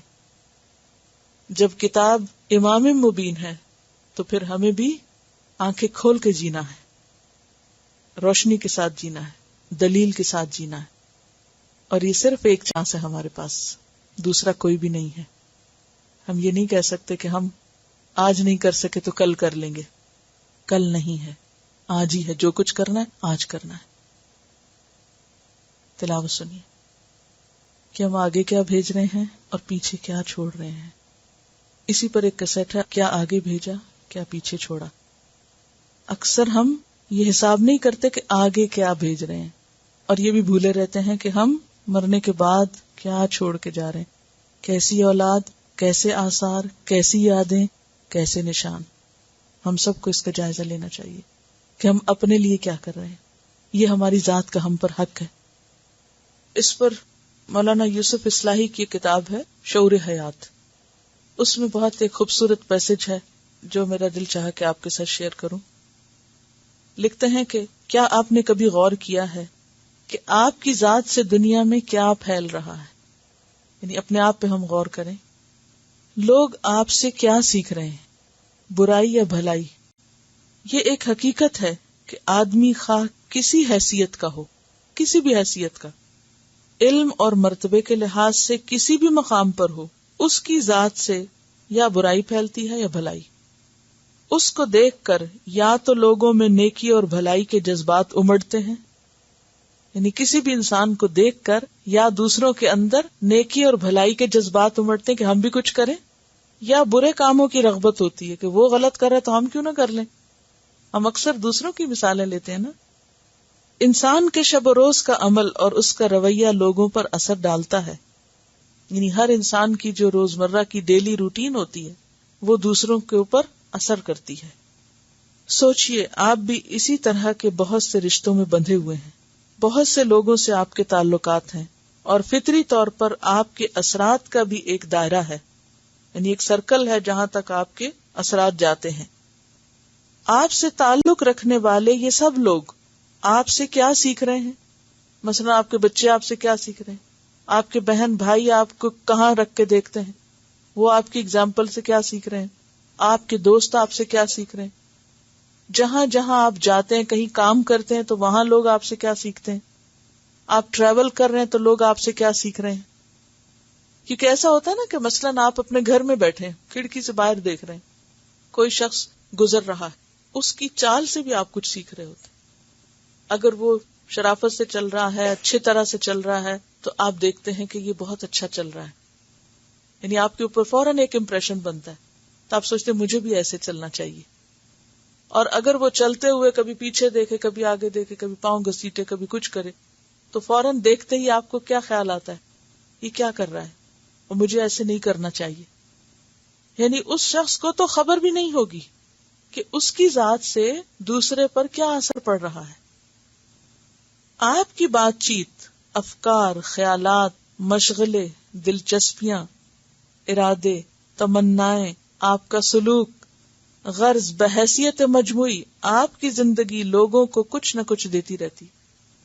یعنی اگر آپ کچھ نہیں کریں نا، صرف خاموش بیٹھے ایک خاص انداز سے دیکھ رہے ہیں، تو وہ بھی کیا ہے، دوسروں پہ اثر انداز ہو رہا ہے. اور یہ آپ نے محسوس کیا ہوگا جب آپ کسی خاص شخص کے ساتھ بیٹھتے ہیں تو آپ کی کیفیت کچھ اور ہوتی ہے، کسی اور کے ساتھ بیٹھتے ہیں تو کچھ اور ہوتی ہے. جو اپنے کام میں سنجیدہ ہوتے ہیں اس کو دیکھ کر آپ کے دل میں ضرور ایک حسرت آتی ہے کہ میں بھی کبھی اتنے اچھی طرح سے یہ کام کر سکوں. تو آپ کی ذات، خاموش ذات بھی دوسروں پہ اثر انداز ہو رہی ہوتی ہے. آپ کو محسوس ہو یا نہ ہو، یعنی آپ کو خیال ہو یا نہ ہو، آپ ہوش میں ہیں یا نہیں، لوگوں پر اثر انداز ہو رہے ہیں. آپ کی زندگی ایک خاموش سبق ہے جو ہر وقت پڑھا جا رہا ہے، یاد کیا جا رہا ہے. یعنی صرف ایسا نہیں کہ آپ کر کے گزر جاتے ہیں اور پھر لوگ اس کو بھول جاتے ہیں. لوگ کیا کرتے ہیں، پیچھے سے یاد کرتے ہیں نا. دنیا میں بھی آپ کو اچھے برے لفظوں میں یاد کرتے ہیں. آپ ہر دم اپنی یادیں ان کے دل میں چھوڑتے ہیں، جیسی بھی، اچھی یا بری. اور پھر مرنے کے بعد تو خاص طور پر صرف یادیں ہی رہ جاتی کہ کون کیا چھوڑ کے گیا. آپ کی زندگی ایک خاموش سبق ہے جو ہر وقت پڑھا جا رہا ہے، یاد کیا جا رہا ہے، اور اپنے وقت پر دہرایا جائے گا. ہر ایک کو دہرایا جائے گا، ہر ایک دہرایا جاتا ہے. تو ہم سب کو سوچنا چاہیے کہ ہم کیا آثار، کیا امپریشنز اور کیا یادیں چھوڑ کے جا رہے ہیں، کہیں پر بھی، کسی بھی چیز کی. خواہ ہم تھوڑی دیر کے لیے کہیں گئے ہیں یا پھر زیادہ دیر کے لیے گئے ہیں. آپ میں سے کوئی کچھ شیئر کرنا چاہے گا اس موضوع پر؟ جی السلام علیکم. میرے ذہن میں آج کل 2 خواتین بڑی آ رہی ہیں، جو کہ ایک یہودی ہیں عورت اور ایک عیسائی، جن سے مجھے لگتا ہے کہ انہی کے بعد سے میں قرآن تک پہنچی ہوں. اللہ تعالیٰ کا ہی وہ ہوتا ہے. لیکن 20 سال ہوئے میں مونٹریال میں تھی، اور ایک ہماری کسٹمر یہودی عورت تھی جو کبھی کبھی آ کے بیٹھتی تھی، باتیں کرتی تھی. تو ایک دن اس نے مجھے کہا کہ میں نے پڑھا ہوا ہے تمہارا قرآن. تو ہم اس وقت قرآن تو بہت پڑھتے تھے، لیکن ناظرہ اور وہ پڑھتے تھے، لیکن ظاہر ہے اس نے تو میننگ ہی پڑھے ہوں گے اور سب سمجھتی تھی، سب پتا تھا. تو اس دن مجھے محسوس ہوا کہ اس نے قرآن پڑھا ہے، ہم تو کبھی ان کی کتابوں کا نام بھی نہیں لیتے، یعنی کتنے ہم ان کے وہ ہوتے ہیں. پھر ابھی کوئی 10 سال پہلے یہاں پہ ایک میرے ساتھ کام کرتی تھی، وہ عیسائی لڑکی تھی جو کہ عرب تھی. تو یہ بچے کا جو کمفرٹر بناتے ہیں اس پہ نوح کی کشتی اور وہ سب بنا ہوا، یہ لوگ بچے سے یہ لوگ نشانی رکھتے ہیں اور ان کے لیے بناتے ہیں کمفرٹر. تو وہ کوئی عورت خریدنے آئی تو مجھے پتا ہی نہیں، 9000 کو اس کو کہتے تھے، تو مجھے سمجھ میں بھی نہیں آیا کیا ہے. میں نے اس کو جا کے پوچھا تو اس نے مجھے کہا کہ قرآن میں تو ہے کہانی، تو تمہیں نہیں پتا ہے کہ کیا ہے وہ. تو اس دن بھی مجھے اتنی شرمندگی ہوئی کہ یہ عیسائی لڑکی جانتی ہے قرآن میں کیا ہے، یہودی عورت نے کہا قرآن میں کیا ہے، اور ہم نہیں جانتے قرآن میں کیا ہے. اور بعض اوقات ہم بے دھیانی میں کسی کو کوئی بات کہہ جاتے ہیں اور وہ اس کے دل کو لگ جاتی ہے اور ہم بھول جاتے ہیں کہہ کے، اور اس سے اس کی زندگی بالکل بدل جاتی. ان کا کہنا یہ ہے کہ آج بھی ہمارے ذہنوں میں ہماری ماؤں کی باتیں گونجتی ہیں پیچھے، اور یہ بہت سچی بات ہے. شاید جس وقت وہ ہمیں یہ سب کہتے تھے ہم ایک کان سے سن کے دوسرے سے نکالتے تھے، لیکن یہ بات اب ثابت ہو چکی ہے کہ جو بات ایک دفعہ کان میں جاتی ہے وہ دوسرے سے نکلتی نہیں ہے. وہ اندر ہی پکی ہو جاتی ہے اور پھر کبھی نہ کبھی اس کی باز گشت ہمیں سنائی دیتی ہے.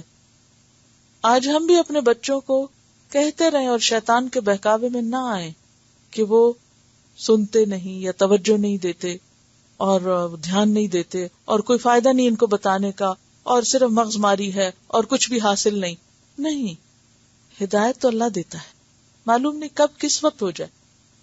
بہرحال یہ سوال بہت سے لوگوں کا ہے کہ اگر ہم نے پیچھے کچھ آثار اب چھوڑ دیے ہیں اور ایسی کچھ بدعات جاری کر دی ہیں کہ ہماری وجہ سے اب دوسرے لوگ ان رستوں پہ چل پڑے اور اب ہم نے اپنا رستہ بدل دیا اور دوسرا اختیار کر لیا، تو اب کیا ہوگا؟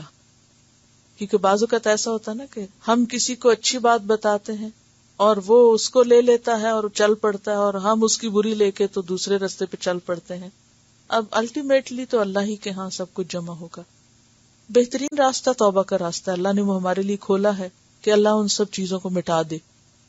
اور دوسری بات یہ کہ کمپنسیٹ کریں. جتنی محنت ہم نے ان چیزوں کے لیے کی یا وہ ہم سے بھول ہوئی، اس سے زیادہ محنت اب ہم کس کے لیے کریں؟ اچھے آثار چھوڑنے کے لیے. ابھی وقت ہے نا، مہلت ہے نا، ابھی تو ہم کچھ کر سکتے ہیں. ابھی تو اللہ نے اتنی بڑی نعمت زندگی کی دی ہے کہ دن قیمتی ہے. جو ہو چکا سو ہو چکا. ان الحسنات یذہبن السیئات، حسنات سیئات کو مٹا دیتی. تو ہو سکتا ہے کہ وہ آثار بھی پھیل رہے ہوں، لیکن اب اگر آپ نیکی کا کام کرتے ہیں تو وہ آثار ان پہ چھا جائیں اور اس سے زیادہ ہو جائیں. اور بات یہ ہے کہ جب ہماری زندگی میں کوئی مقصد ہوتا ہے یا ہمیں کسی چیز سے محبت ہوتی ہے تو وہ ہماری رگ و پے سے ظاہر ہونے لگتی ہے. یہ کسی نے مجھے ایک نظم بھیجی تھی. سنا تھا ہم نے لوگوں سے، محبت چیز ایسی ہے چھپائے چھپ نہیں سکتی. یہ آنکھوں میں چمکتی ہے، یہ چہروں پہ دمکتی ہے، یہ لہجوں میں جھلکتی ہے، دلوں تک کو گھلاتی ہے، لہو ایندھن بناتی ہے. اگر سچ ہے تو پھر آخر ہمیں اس ذات حق سے یعنی اللہ سے یہ بھلا کیسی محبت ہے؟